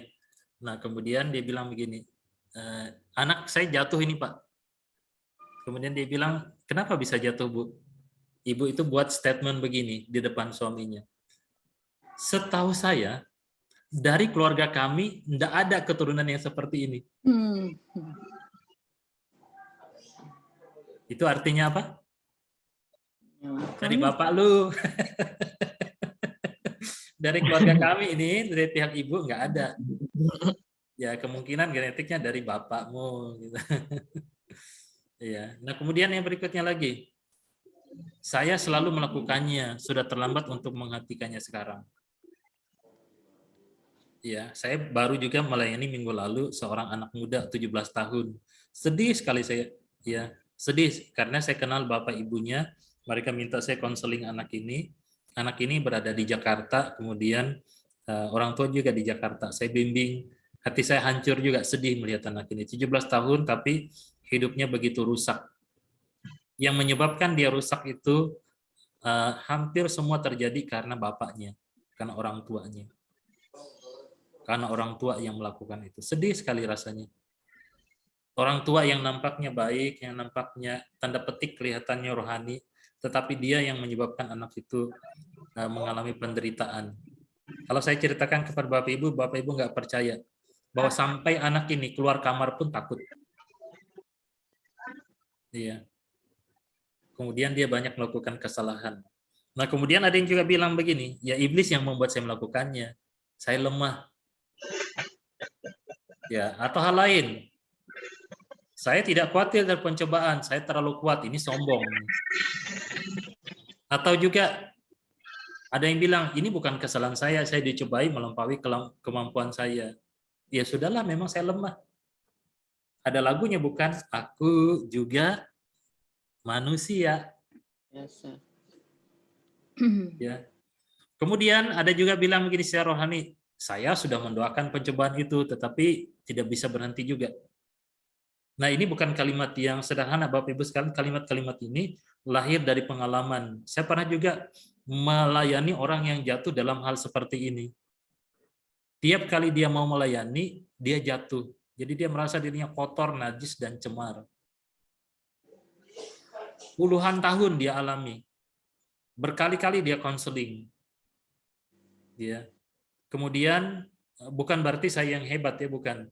Dia belum temukan di mana sebabnya. Kemudian saya buat gambar dari hasil pembelajaran kita seperti yang tadi gambar ikan dan juga hal-hal lain saya tambahkan. Baru dia ketemu akar permasalahannya. Sehingga kemudian dia bisa mengerti. Jadi sayang sekali ya, sangat sayang sekali bahwa bertahun-tahun dia jatuh ke dalam hal ini yang membuat dia sungguh-sungguh menderita. Menjadi orang Kristen yang munafik gitu. Ada juga orang yang bilang begini, ini kesalahan ini ya. Kesalahan Allah. Ya maaf ini tidak kelihatan ya. Ini kesalahan Allah. Dia kan tahu kalau saya terlalu lemah. Ada juga seperti itu. Atau yang berikutnya, sudahlah, tidak ada orang yang sempurna. Ya, baik sajalah. Ya. Apakah ada pendapat lain? Banyak sekali alasannya ya. Saya pernah juga ketemu dengan anak muda, saya ajak dia bertobat, dia bilang begini, nanti saja Pak, saya masih muda, tunggu tua, tunggu aroma-aroma tanah, baru saya bertobat. Karena toh Tuhan Yesus juga menerima orang yang di samping salibnya detik-detik terakhir menjelang kematiannya. Izinkan saya menikmati dunia saya, menikmati hidup ini, karena kalau percaya kepada Tuhan itu kayaknya banyak-banyak aturan. Kita tidak terlalu bebas, nanti aja bertobat. Itu murid saya sendiri, SMA waktu saya mengajar, dia menolak untuk bertobat. Tapi saya tidak putus asa, terus saya doakan, terus saya dekati. Kemudian pada waktunya dia sadar bahwa apa yang dia katakan itu salah. Dia bertobat juga akhirnya. Oke, kita akan baca bagian firman Tuhan ini. Baik, minta Pak Hatorangan tolong baca ini Pak, 1 Korintus 10, 11 sampai 12. Ya, Pak. Baik. 1 Korintus 10 ayat 12 sampai 13. Demikian firman Tuhan. Sebab itu siapa yang menyangka bahwa ia teguh berdiri, hati-hatilah supaya ia jangan jatuh. Pencobaan-pencobaan yang kamu alami ialah pencobaan-pencobaan biasa yang tidak melebihi kekuatan manusia. Sebab Allah setia, dan karena itu ia tidak akan membiarkan kamu dicobai melampaui kekuatanmu. Pada waktu kamu dicobai, ia akan memberikan kepadamu jalan keluar, sehingga kamu dapat menanggungnya. Terima kasih. Oke, terima kasih Pak. Nah, bagian firman Tuhan ini Bapak Ibu sekalian, ini bagaimana kita menyikapi pencobaan. Ya, ini nanti kita akan melihat ada 3 hal penting untuk menyikapi pencobaan ini. Ya. Yang pertama, jangan sombong ya. Jadi kita berada di daerah berbahaya ketika menyangka bahwa kita tidak dapat jatuh. Jadi kita harus mengakui akan kelemahan, keterbatasan kita. Ya, jangan sombong, jangan merasa diri hebat, jangan merasa diri kuat. Semua orang, ya. Saya salut dengan rekan-rekan hamba Tuhan yang lain, saya banyak belajar dari mereka. Misalnya begini, ada seorang hamba Tuhan yang pengkhotbah KKR, sering diundang keliling Indonesia, bahkan keliling dunia. Dia bilang begini, kepada panitia atau jemaat yang mengundang dia. Dia bilang begini, bolehkah saya membawa istri saya? Ya, karena saya membutuhkan pertolongan dan juga supaya saya tidak mudah jatuh ke dalam dosa. Meskipun saya pengkhotbah besar, tapi saya bisa jatuh. Yang kedua katanya, kalaupun toh saya sendiri yang berangkat, tolong jangan beri saya akomodasi di hotel. Berikan saya di rumah jemaat atau di pastori yang ada orangnya menjadi teman saya. Entahkah koster, entahkah majelis, entahkah siapa. Karena dengan adanya orang di sekitar itu membuat saya juga mawas diri berpikir-pikir kalau saya jatuh. Ini bukan menggambarkan orang ini mudah jatuh, bukan. Tapi dia menjaga dirinya supaya betul-betul mawas diri jangan jatuh. Karena dia menyadari bahwa pekerjaan Tuhan, di saat melakukan pekerjaan Tuhan, godaan, tantangan pun itu ada. Iblis tidak diam. Dia sadar akan kelemahannya. Dia tidak sombong dengan dirinya meskipun dia seorang hamba Tuhan yang dipakai Tuhan secara luar biasa. Ya, jadi kita berada di area berbahaya kalau kita menyangka diri kita fine-fine saja, baik-baik saja dan tidak dapat jatuh. Nah, kemudian yang kedua, pencobaan yang kita alami itu sebenarnya bukanlah hal yang unik, tetapi ini biasa menurut firman Tuhan, lazim, umum, maksudnya semua orang juga mengalaminya. Walaupun dengan berbagai bentuk, semua orang mengalami yang namanya pencobaan. Ya. Jadi makin kita rindu untuk bertumbuh, makin kita rindu untuk dekat dengan Tuhan, makin rindu kita menjadi orang yang baik, cobaan dan tantangan itu pasti ada untuk mencobai kita. Ya, jadi jangan merasa bahwa diri kita sendiri saja yang kena cobaan. Semua orang mengalaminya. Ya. Kemudian yang berikutnya, yang ketiga, bagaimana menyikapi pencobaan itu? Nah, ini yang sangat penting. Sebab Allah setia. Ya. Karena itu ia tidak akan membiarkan kamu dicobai melampaui kekuatanmu. Tuhan tidak membiarkan kita berada dalam proteksi Tuhan. Pada waktu kamu dicobai, ia akan memberikan kepadamu jalan keluar sehingga kamu dapat menanggungnya. Kalau dalam terjemahan lama itu dikatakan sehingga kamu cakap menanggungnya, terampil menanggungnya, bisa menanggungnya. Ya, mendapatkan kekuatan di dalam menanggungnya. Ya. Jadi kita bersyukur bahwa kesetiaan Tuhan membatasi pencobaan dan memberikan jalan keluar sehingga kita dapat menanggung pencobaan. Ini indahnya hidup di dalam Tuhan, ya, di dalam Tuhan. Nah, jadi ini 3 hal tadi kalau bagaimana kita menyikapi pencobaan. Nah, mujizat terbesar yang Tuhan lakukan pada masa kini adalah mengambil orang yang tidak kudus dari dunia yang tidak kudus, kemudian dibentuk menjadi kudus, dikembalikan lagi ke dunia yang tidak kudus supaya tetap kudus. Apalagi tinggalnya di kota kudus. Ya. Oke. Jadi kita ini tidak kudus dari dunia yang tidak kudus, dikuduskan, ditempatkan di tempat yang tidak kudus supaya tetap hidup kudus. Ya, jadi ini mengingatkan kita bahwa ini kembali kepada prinsip lagi bahwa Allah yang kudus memang menghendaki kita hidup di dalam kekudusan. Oke, sekarang kita akan melihat prakteknya.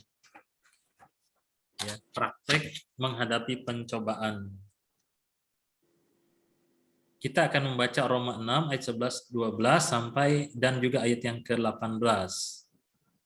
Oke, silakan Ibu Lydia tolong bantu baca, Bu, bagian ini. Baik, Pak. Roma 6 ayat 11, 12, dan 18. Demikianlah hendaknya kamu memandangnya bahwa kamu telah mati bagi dosa, tetapi kamu hidup bagi Allah dalam Kristus Yesus. Sebab itu, hendaklah dosa jangan berkuasa lagi di dalam tubuhmu yang fana, supaya kamu jangan lagi menuruti keinginannya. Kamu telah dimerdekakan dari dosa dan menjadi hamba kebenaran. Amin. Oke, terima kasih Bu Lydia. Nah, baik Bapak Ibu sekalian, ini hal praktis bagaimana praktek menghadapi pencobaan itu. Ya.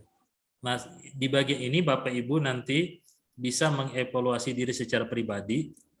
Nah, andaikan Bapak Ibu ingin mengajukan pertanyaan secara pribadi ataupun mungkin diingatkan oleh Tuhan, nanti bisa WA atau telepon sama saya, atau kalau nggak ada waktu yang tepat, nanti kita bisa atur kapan waktu yang tepat, ya. Kemudian di dalam buku ini Jerry Bridges berkata, melalui Kristus Tuhan telah memerdekakan kita dari kuasa dosa, sehingga kita dapat menolak dosa. Tetapi tanggung jawab untuk menolak ada pada kita. Tuhan itu memberikan kekuatan, Tuhan memberikan kemenangan, tapi ada juga tanggung jawab dari diri kita. Ya, perhatikan kalimat berikutnya, Tuhan tidak melakukannya bagi kita. Karena kita diberikan tanggung jawab, diberikan respon dalam mengatasi cobaan itu. Tuhan sudah memberikan kemenangan dan kekuatan. Jadi tolong jangan mengacaukan potensi untuk menolak yang Tuhan berikan kepada kita dan tanggung jawab menolak dari diri kita. Tuhan memberikan potensi tetapi tanggung jawab ada pada diri kita. Ya, nah sekarang kita melihat bagian pertama. Cara mengatasi praktek menghadapi pencobaan yang pertama ialah mengantisipasi. Ya, Bapak Ibu bisa lihat di buku kita, kalau di buku saya halaman 68. Antisipasi maksudnya ialah mematahkan pola pencobaan dan bertekun dalam disiplin rohani. Nah, ini balik lagi kepada buku yang pertama. Ingat disiplin rohani ada 5 paling tidak ya. Masih ingat? Saat teduh, berdoa, baca firman, apa lagi ya? Bersaksi dan bersekutu. Bersekutu, iya. Ya, jadi ingat disiplin rohani penting sekali menolong kita untuk dapat mematahkan pola pencobaan. Nah, sekarang kita baca Matius maupun 1 Petrus. Oke. Minta siapa? Biasanya kalau ada 2 gini Pak, Dian sama Yola biasanya Bapak suruh Pak. Bisa aja. Oke, Dian tolong baca Dian. Ini permintaan Amang Dian. Oke, makasih ya, Mang. Berjaga-jagalah dan berdoalah supaya kamu jangan jatuh ke dalam pencobaan. Roh memang penurut tetapi daging lemah. Matius 26 ayat 41. Langsung lanjut bawah lagi. Ya, Pak. Sadarlah dan berjaga-jagalah, lawanmu si iblis berjalan keliling sama seperti singa yang mengaum-ngaum dan mencari orang yang dapat ditelannya. 1 Petrus 5 ayat 8. Oke, terima kasih. Ingat ya, mengantisipasi. Berjaga-jagalah dan berdoalah. Sadarlah dan berjaga-jagalah. Ya, jadi ingat ini antisipasi. Jangan salah ya. Jangan salah. Karena ada teman saya satu, dia jatuh di dalam antisipasi ini karena dia salah baca. Dia baca antisi sapi. Ya, si sapi bukan si pasi. Jadi dia baca anti si sapi. Ya. Oke. Nah, oke. Mematahkan pola pencobaan. Pikirkan satu pencobaan yang saudara masih sering jatuh di dalamnya. Tolong pikirkan. Nah, semua kita coba pikirkan. Pikirkan satu saja pencobaan yang saudara masih sering jatuh di dalamnya. Udah? Udah pikir? Nah, sekarang mari kita buka buku kita di halaman 72, mengenali pola pencobaan. Apakah sama buku kita, Bapak Ibu warna hijau atau Bapak Ibu cetakan baru? Sama, Pak. Sama, oke. Sekarang buka halaman 72. Mengenali pola pencobaan.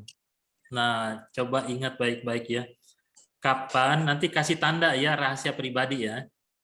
Kapan saya paling mudah tergoda untuk berdosa? Minggu, Senin, Selasa, Rabu, Kamis, Jumat, Sabtu, pagi, siang, sore, malam, pagi buta, tengah malam. Apakah ada yang checklist semuanya?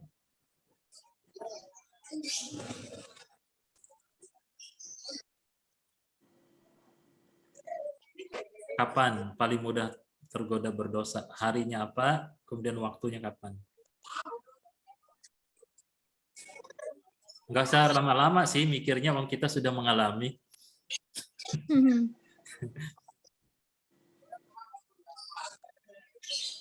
Oke. Nanti bisa kalau hal-hal biasa mungkin bisa diskusi juga dengan teman, nggak apa-apa kalau mau terbuka dengan teman. Ya. Berikutnya lagi, yang kedua, di mana paling mudah tergoda untuk melakukan dosa? Di rumah, sekolah atau kampus, tempat kerja, rumah orang, kamar kos, di melihat dunia internet, tempat hiburan, jalan raya, toko, mall, dan lain sebagainya. Silakan isi. Di mana? Ini bicara tempat. Jangan checklist semua ya.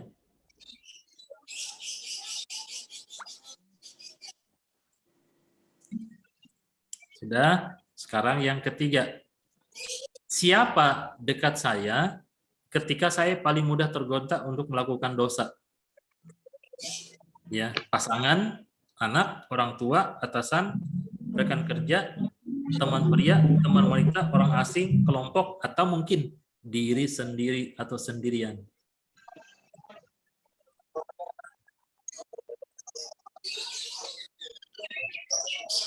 Siapa dekat saya?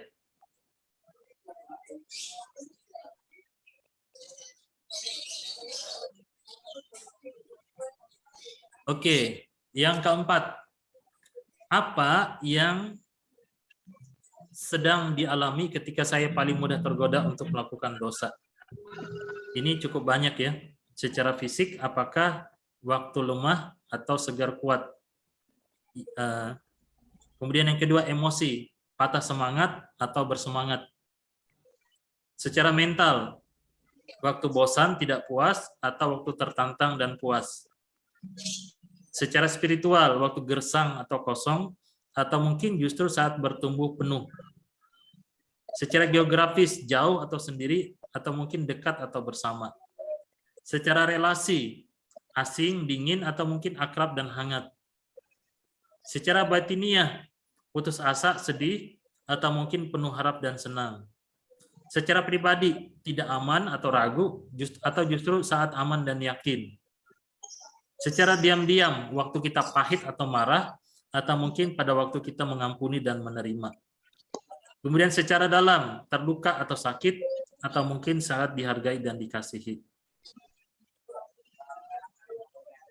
Ya, apa yang dialami ketika saya paling mudah tergoda untuk berdosa? Nah, Bapak Ibu bisa pikirkan sendiri. Kemudian yang kelima, apa yang saya peroleh dari dosa tersebut sehingga membuat saya tergoda? Ya, ini walaupun sifatnya sementara ya jawabannya ini. Apa sih yang saya peroleh? Sesudahnya apalagi jawabannya, apa yang saya peroleh? Ya. Kemudian yang terakhir, apa yang akan saya lakukan untuk mematahkan pola pencobaan ini? Apa sih yang saya lakukan untuk mematahkannya? Oke, nah ini antisipasi. Pelajaran pertama ya, bagaimana kita mengantisipasi, praktek mengantisipasi daripada pencobaan tersebut. Ya, memang ini perlu pelan-pelan mungkin Bapak Ibu pelajari, ingat baik-baik, kemudian kita akan melihat bagaimana kelemahan, kegagalan, kemudian bagaimana kita melihat pola-pola yang ada, supaya kita belajar keluar dari situasi itu, antisipasi. Ya, jadi kemudian bertekun dalam disiplin rohani. Latihan yang baik akan mempersiapkan seseorang menghadapi pertandingan yang sesungguhnya. Nah, seringkali di sanalah kemenangan dan kekalahan ditentukan sebelumnya. Ya, karena kalau kita tidak kuat di dalam hal disiplin rohani, maka di situ seringkali menjadi titik awal jatuh atau tidaknya kita. Kuat atau tidaknya kita, menang atau tidaknya kita. Ya. Oke, jadi bertekun di dalam disiplin rohani. Jadi setialah dalam hal kecil, maka kita juga setia dalam hal besar. Nah, ingat ya, disiplin rohaninya 5 waktu itu. Ini bagian dasar bertekun dalam disiplin rohani. Ini sudah kita pelajari pada buku pertama. Nah, jadi menurut Teresa dari Avila, jiwa yang sudah mengalami kegembiraan rohani yang besar dari Allah akan menganggap kegembiraan duniawi sebagai sampah. Jadi ini maksudnya kalau kita sudah merasakan nilai kebenaran, hidup kita sudah diubahkan, maka segala kenikmatan duniawi itu kita anggap bukan sesuatu lagi yang penting bagi kita. Ya. Jadi ini sangat penting untuk kita pahami, terus bertumbuh dalam kedewasaan rohani. Ya, itu antisipasi. Saya teruskan saja, nanti kalau ada pertanyaan bisa kita setelah selesai bagian ini. Yang kedua adalah atasi. Ya. Jauhi sumbernya, mohon pertolongan Tuhan dan muntahkan. Ya, kata muntahkan ini artinya tolak langsung. Ya, tolak langsung. Kalau dalam Perjanjian Lama juga menggunakan kata cincang, segera cincang kedagingan itu. Jangan kompromi. Ini mengatasi ya. Ya. Nah, di dalam Mazmur dan Yakobus, silahkan Yola, tolong bantu baca. Ketika aku dalam kesesakan, aku berseru kepada Tuhan, kepada Allahku, aku berteriak minta tolong. yang mendengar suaraku dari baitnya, teriakku minta tolong kepadanya sampai ke telinganya. Mazmur 18 ayatnya yang ke-7. Karena itu tunduklah kepada Allah dan lawanlah iblis, maka ia akan lari daripadamu. Yakobus 4 ayat 7. Oke, terima kasih Yola. Nah, ini A yang kedua ya. A1 tadi adalah antisipasi. A yang kedua adalah atasi. Nah, baik di Mazmur maupun di dalam Yakobus juga mengajarkan kita pada prinsip yang sama. Oke, jadi segera jauhi sumbernya. Jangan main-main, jangan kompromi. Ya, jadi kita ingat ini kisah paling mudah kita ingat itu cerita tentang Yusuf ya. Berani begitu, dia segera menjauhi sumbernya. Ya, walaupun potensi kesempatan dia miliki pada waktu itu. Dan menariknya di dalam Kejadian pasal 39 kita ingat Yusuf dihukum apa? Dia diberi hukuman apa? Di penjara. Di penjara. Mengapa di penjara? Ada yang tahu mengapa dia di penjara? Menggoda istri Potifar. Disangka. Maksud saya begini, mengapa hanya penjara, bukan hukuman mati? Karena Tuhan mau memakai Yusuf. Karena Tuhan memakai Yusuf. Ada alasan lain lagi enggak? Mungkin Potifarnya juga nggak percaya sepenuhnya sama istrinya. Ya, Dian sudah mengerti maksudnya. Jadi sebenarnya Potifar sudah tahu bahwa istrinya memang punya kelemahan itu. Karena dalam hukum Mesir pada waktu itu, bahwa kalau orang sampai jatuh atau melakukan perselingkuhan atau pemerkosaan, dia hukumannya mati. Kalau perempuan biasanya dirajam dengan batu. Ya. Jadi kita lihat di sini, Yusuf ada resikonya waktu dia menjauhi sumbernya ini.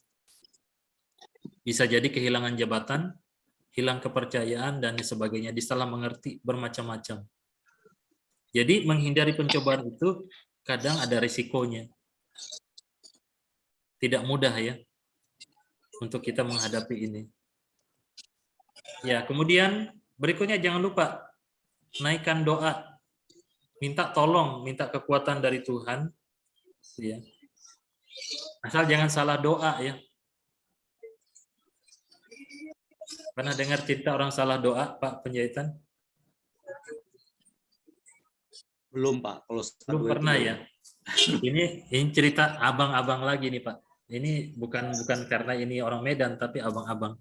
Pada satu saat ada seorang abang naik mobil, anggap saja dari naik bus dari Bogor pergi ke Bandung. Nah, kemudian duduk di sampingnya orang yang sudah tua sekali. Kemudian pakaiannya lusuh dan aromanya kurang enak. Dia berdoa apa? Tuhan, jauhkanlah cobaan ini. Ya, kemudian dia balik dari Bandung ke Bogor. Woi, gadisnya cantik sekali dekat dia. Dia berdoa, jadilah kehendakmu. Jadilah kehendakmu.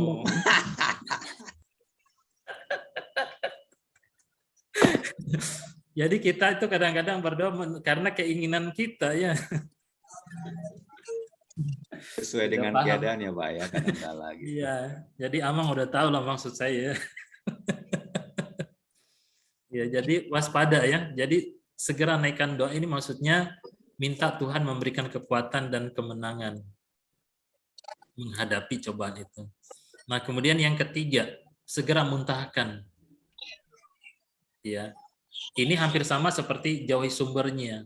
Maksudnya segera muntahkan sebelum dia meracuni hidup kita. Jadi ini adalah tindakan tegas sebenarnya. Tindakan tegas. Ya, jangan lembek, jangan kompromi, segera gitu ya. Ini awal daripada kemenangan untuk mengatasi. Ya. Nah, kemudian John berkata begini.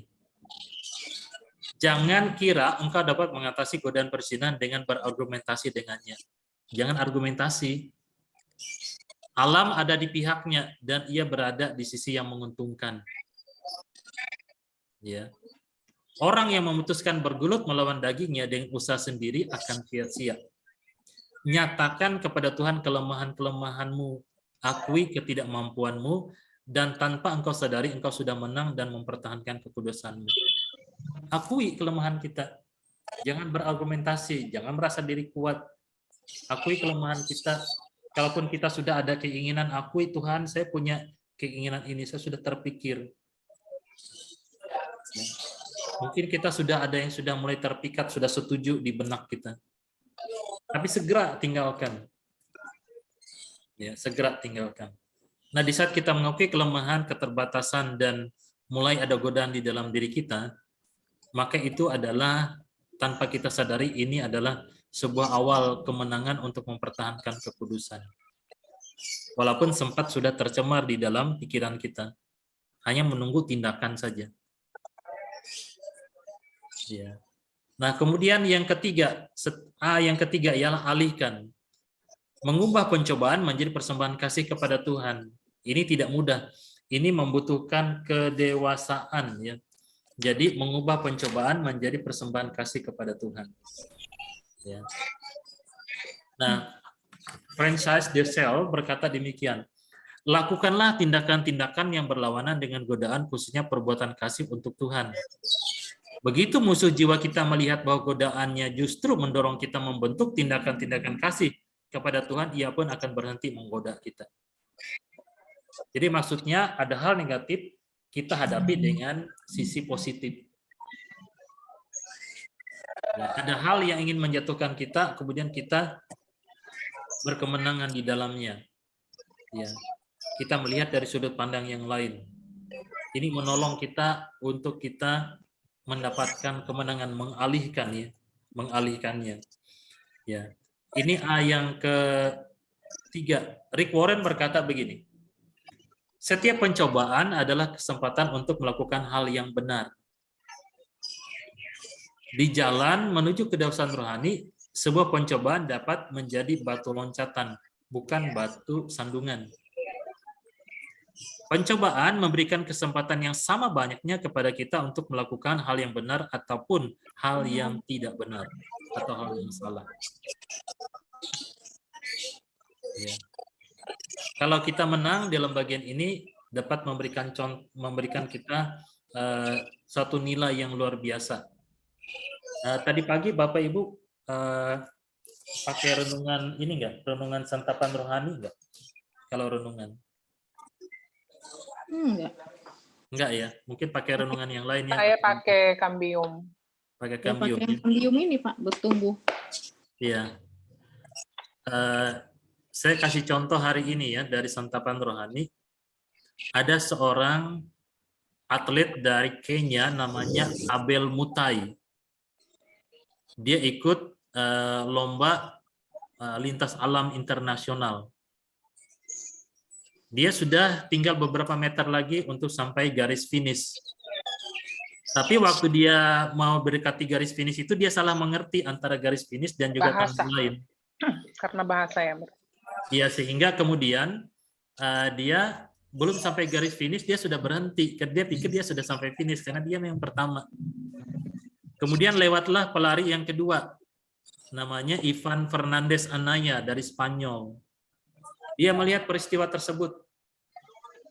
Nah, dia kan bisa mengambil keuntungan, dia lewatin aja karena si atlet kayaknya tadi udah berhenti. Udah berhenti. Tapi dia tidak mengambil kesempatan itu. Dia kemudian kasih tahu kepada pelari Kenya itu, kamu belum sampai, segera lari. Ke finish, iya. Iya. Nah, kemudian itu kan menjadi satu kesaksian. Dia berkata begini ya, kalau waktu itu kemudian ditanya sama seorang reporter, kenapa dia membuat seperti itu? Atlet Spanyol ini bilang begini, apa yang dapat dipuji dari kemenangan saya? Kebanggaan seperti apa yang saya dapatkan dari medali emas itu? Apa yang akan dipikirkan ibu saya jika saya berbuat demikian? Sebuah berita menulis demikian. Anaya, atlet Spanyol ini, lebih memilih jujur daripada menang. Dia memilih kejujuran daripada kemenangan. Justru disitulah dia menang sebenarnya. Oke, sekarang yang keempat. Tadi kita sudah pertama antisipasi, atasi, alihkan. Nah, yang keempat ini kalau kita sudah jatuh. Akui dosa kita ketika akhirnya jatuh dalam pencobaan. 1 Yohanes 1:9 ini sudah umum. Kalau kita berdosa, akui kesalahan, minta ampun, minta Tuhan menyucikan kita, dan pasti Tuhan akan mengampuni kita dari segala dosa dan kejahatan kita. Jadi kalau kita mengaku dosa kita, Tuhan itu setia dan adil. Ya. Seorang teolog, E.W. Tozer berkata, Tuhan akan mengambil 9 langkah menuju kita. Tetapi dia tidak akan mengambil langkah ke-10. Dia mencondongkan kita untuk bertobat, tetapi dia tidak dapat bertobat bagi kita. Jangan salah mengerti bagian firman Tuhan ini ya. Tuhan memang dekat mengasihi kita, tapi Tuhan ingin juga ada responsibility atau tanggung jawab dari kita untuk jujur dan mengakui kesalahan kita kalau kita sudah jatuh. Ya. Matius 5 ayat 34, berbahagialah orang yang miskin di hadapan Allah, karena merekalah yang mempunyai kerajaan surga. Berbahagialah orang yang berduka cita, karena mereka akan dihibur. Miskin ini artinya bukan miskin secara materi ya. Miskin di sini mengakui bahwa dirinya gagal dan telah jatuh ke dalam dosa. Nah, kemudian Mazmur 51. Ini kita ingat peristiwa tentang jatuhnya Daud dengan mengambil istri Uria yang bernama Batsheba itu. Ini latar belakang Mazmur 51. Daud berkata, korban sembelihan kepada Allah ialah jiwa yang hancur, hati yang patah dan remuk, tidak akan kau pandang hina ya Allah. Daud sangat menyesal sekali akan dosanya. Ya, nah kalau Bapak Ibu lihat rentetan kehidupan Daud, dia jatuhnya di dalam hal seksualitas ini cukup tinggi sampai kepada bagian menjelang akhir hidupnya. Ini kelemahan di dalam diri Daud. Ya. Nah, Gary Thomas berkata, dosa mendesak kita untuk belajar, bahkan pada saat kita gagal. Namun saya mengajarkan hal yang sesat kalau saya menyarankan kita berbuat dosa supaya dapat bertumbuh. Ya.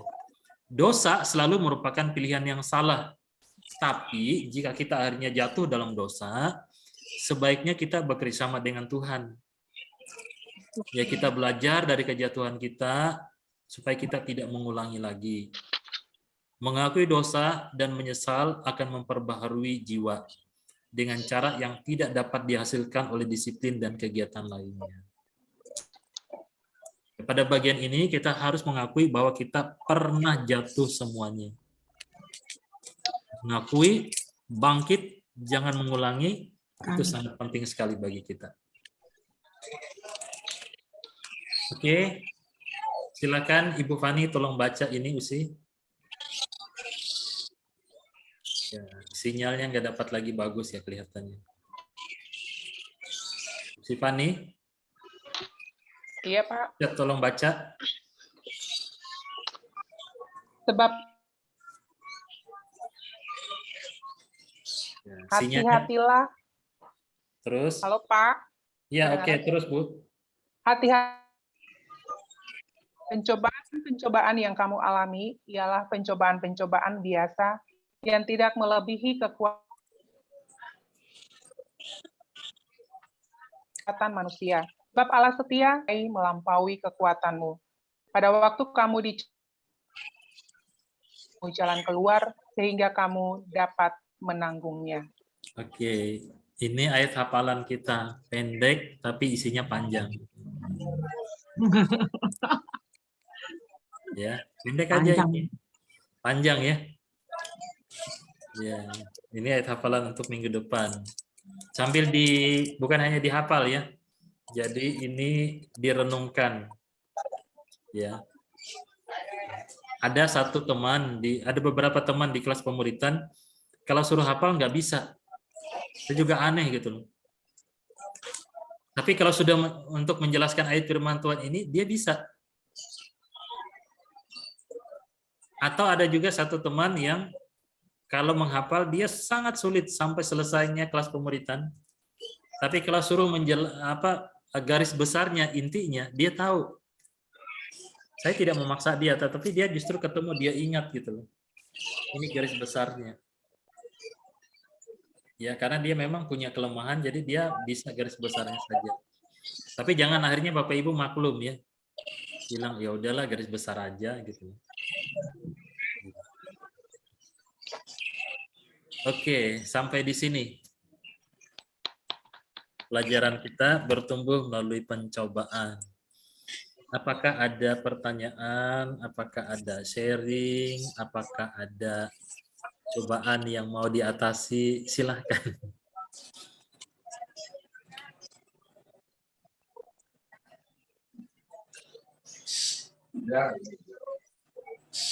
Malam sunyi senyap, terkejutlah gembala. Pak, Bapak dengar suara saya nggak, Pak? Dengar Usi, tapi putus-putus. Iya, Putus-putus sinyalnya sinyalnya jelek. lagi nggak bagus, Pak. Iya. Putus kemudian agak pecah suaranya. Oke, ada. Kalau nggak ada, kita cukupkan sampai sekian. Ada, Semoga. Pak. Silakan, Bu Esther. Yang kita pelajari semua tadi ini kan itu tentang pencobaan ya Pak ya.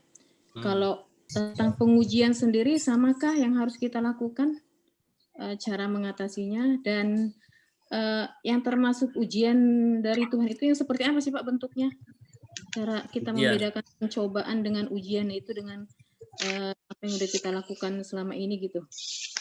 Yang ujian itu yang sebenarnya yang seperti apa gitu loh. Oke, siapa yang bisa membedakan mungkin dengan contoh di Alkitab bedanya antara pencobaan dan pengujian? Karena kisah-kisah di Alkitab itu cukup banyak ya. Silakan. Kalau yang contoh ujian nanti mungkin Pak Pendeta bisa nambah. Contoh ujian di Alkitab itu adalah seperti persembahan Ishak, Pak. Jadi bagaimana Tuhan itu mengetahui iman Abraham, kan iman Abraham itu sebagai orang percaya.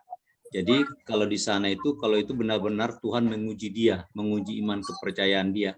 Apakah dia rela mengorbankan Ishak sebagai persembahan kepada Tuhan? Tapi ternyata Ishak lolos. Yang saya lihat di Alkitab contoh ujian itu aja sih Pak Usada, mungkin Pak Usada bisa menambahkan. Oke, itu betul Pak, itu cuma contoh tentang ujian itu ya, memang peristiwa bagaimana iman dari Abraham itu diuji untuk melihat apakah dia memang mengasihi Tuhan atau mengasihi anaknya. Kalau kita lihat konteksnya Bapak Ibu sekalian, memang kalau kita lihat dalam pengalaman sehari-hari saja, pengalaman sehari-hari misalnya ada orang yang lama bergumul untuk mendapatkan anak, ya 1 tahun, 2 tahun.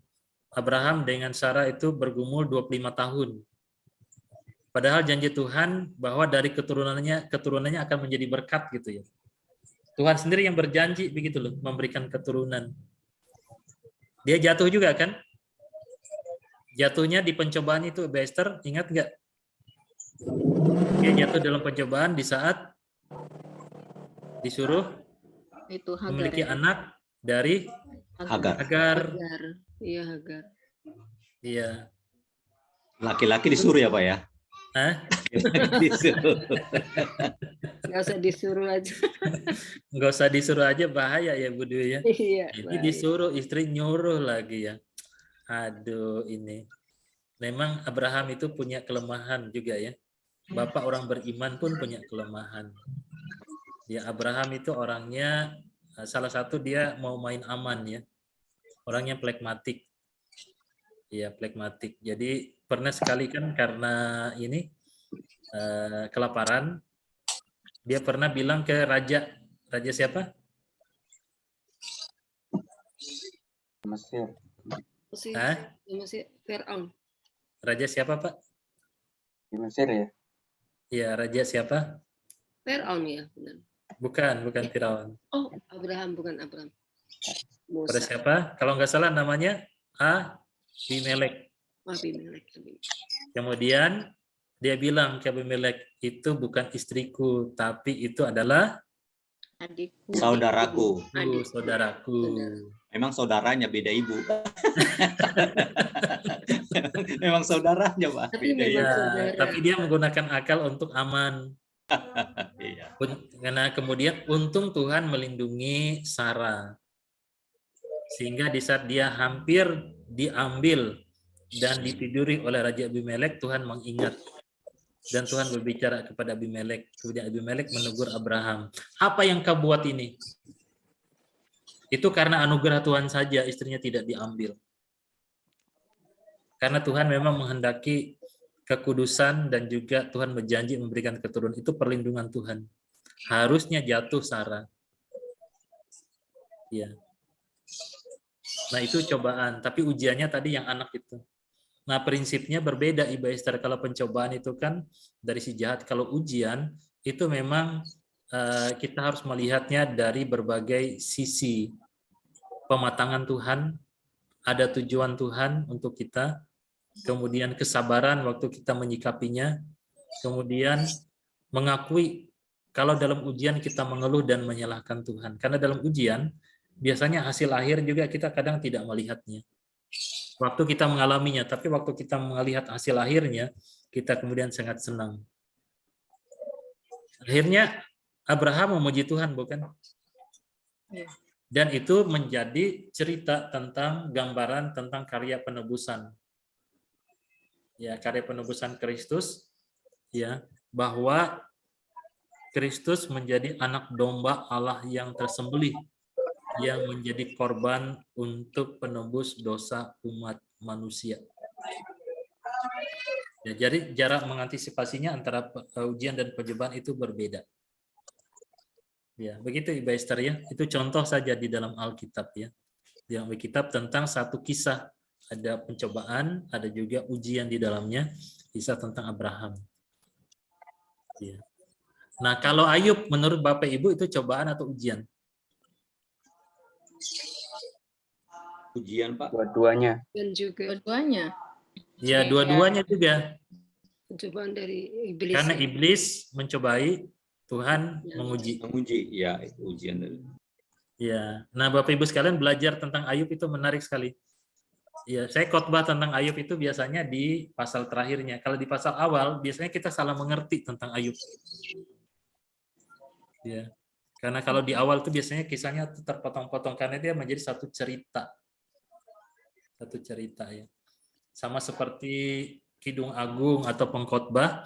Kalau dibaca hanya satu perikop, bisa salah mengerti. Baca dulu semuanya. Ya, jadi kami sering kali membaca Alkitab lengkap dulu satu kitab, baru ketemu intinya. Bayangkan persiapan itu tidak mudah. Saya khotbah dari Markus pasal 8 saja. Saya harus membaca pasal 1 sampai pasal 16 untuk menemukan rangkaian pemikirannya itu. Sehingga kita bisa melihat dengan benar dari sudut pandangnya karena ada tahapan, ada bentukannya. Kalau kita melihat konteks awal dan akhir, biasanya kita bisa salah mengerti tentang maksud teks itu. Baik, begitu Ibu Esther. Bisa nggak Pak dibilang pencobaan dan ujian itu sepaket? Maksudnya di saat ada pencobaan pasti ada ujian juga?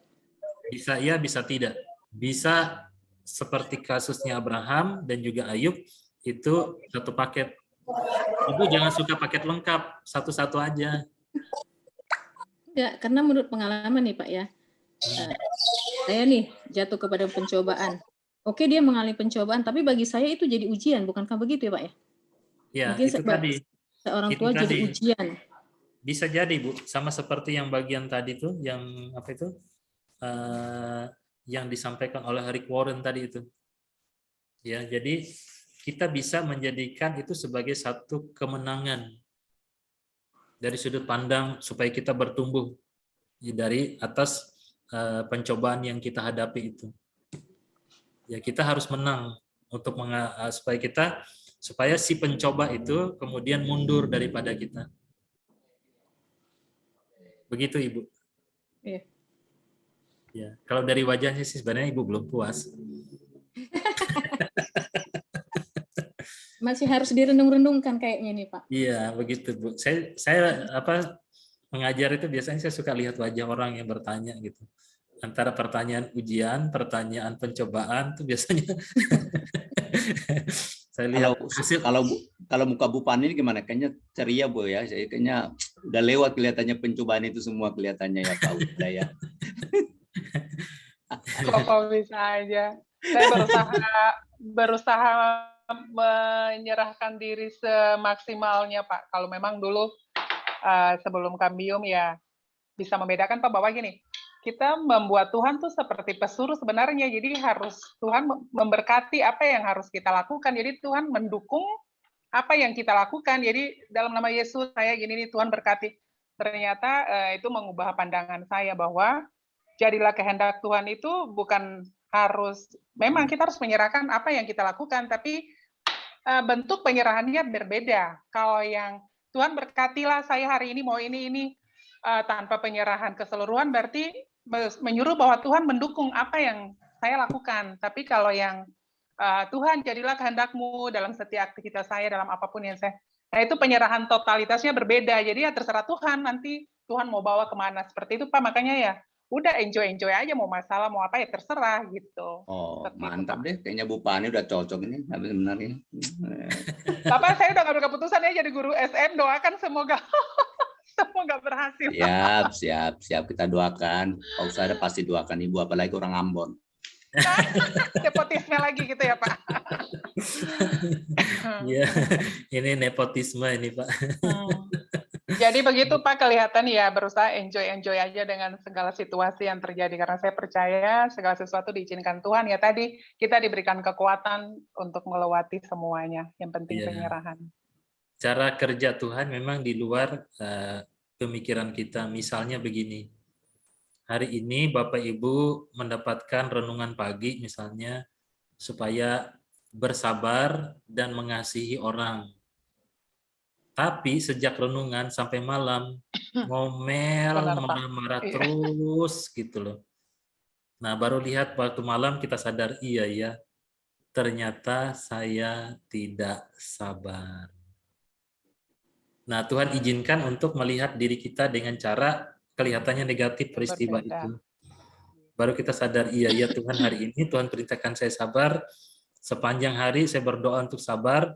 Ternyata dari pagi sejak renungan, setelah renungan, saya tidak sabar, saya ngomel-ngomel, saya marah-marah, saya mencak-mencak, saya mengeluh, dan sebagainya.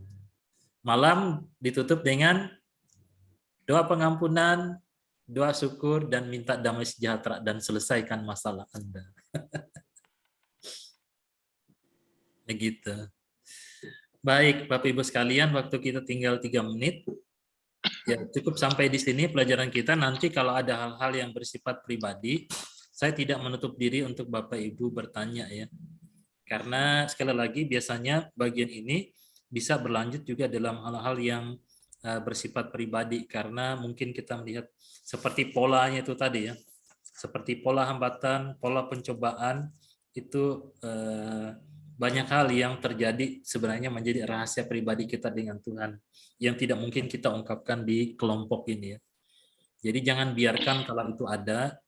Kalau Bapak Ibu ingin juga bicara dengan mungkin orang lain, dengan hamba Tuhan, atau mungkin sesama dalam kelompok yang bisa dipercaya, juga silahkan ya, saling mendoakan, saling menguatkan supaya kita berkemenangan. Kita tidak bisa hidup sendiri.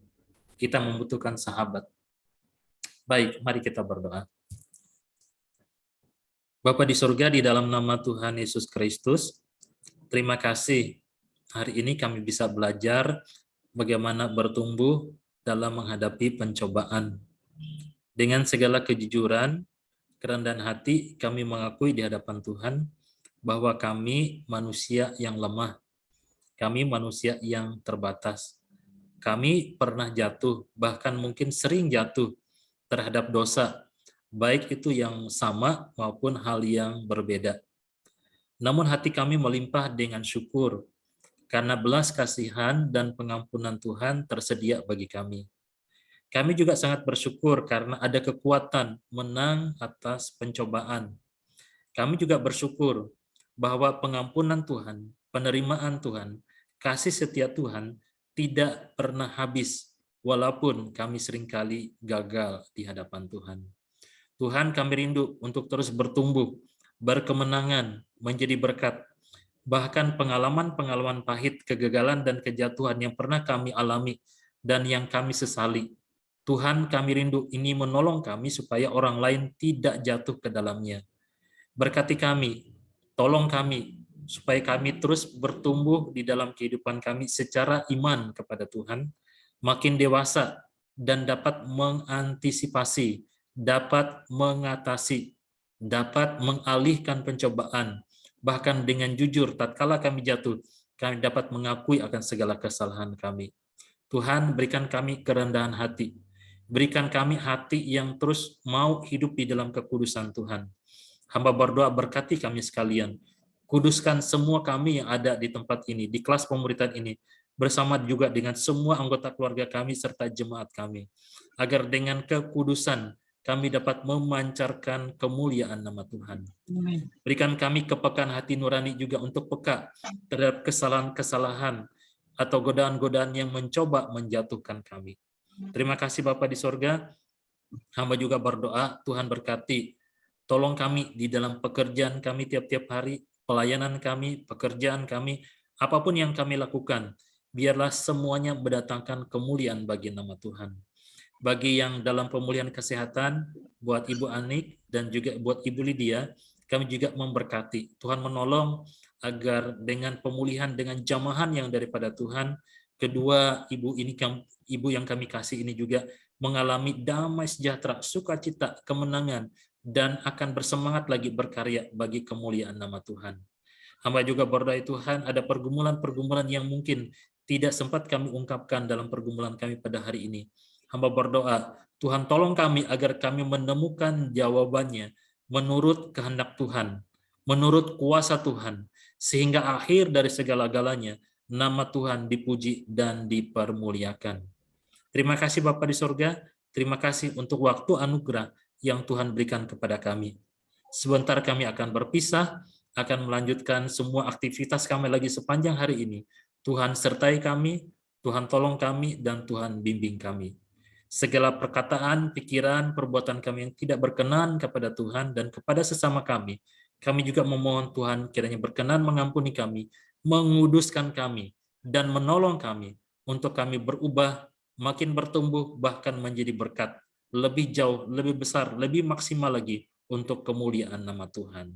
Terima kasih Bapa di sorga, segala kemuliaan, hormat, dan syukur kami kembalikan kepada Bapa di sorga di dalam nama Tuhan Yesus Kristus.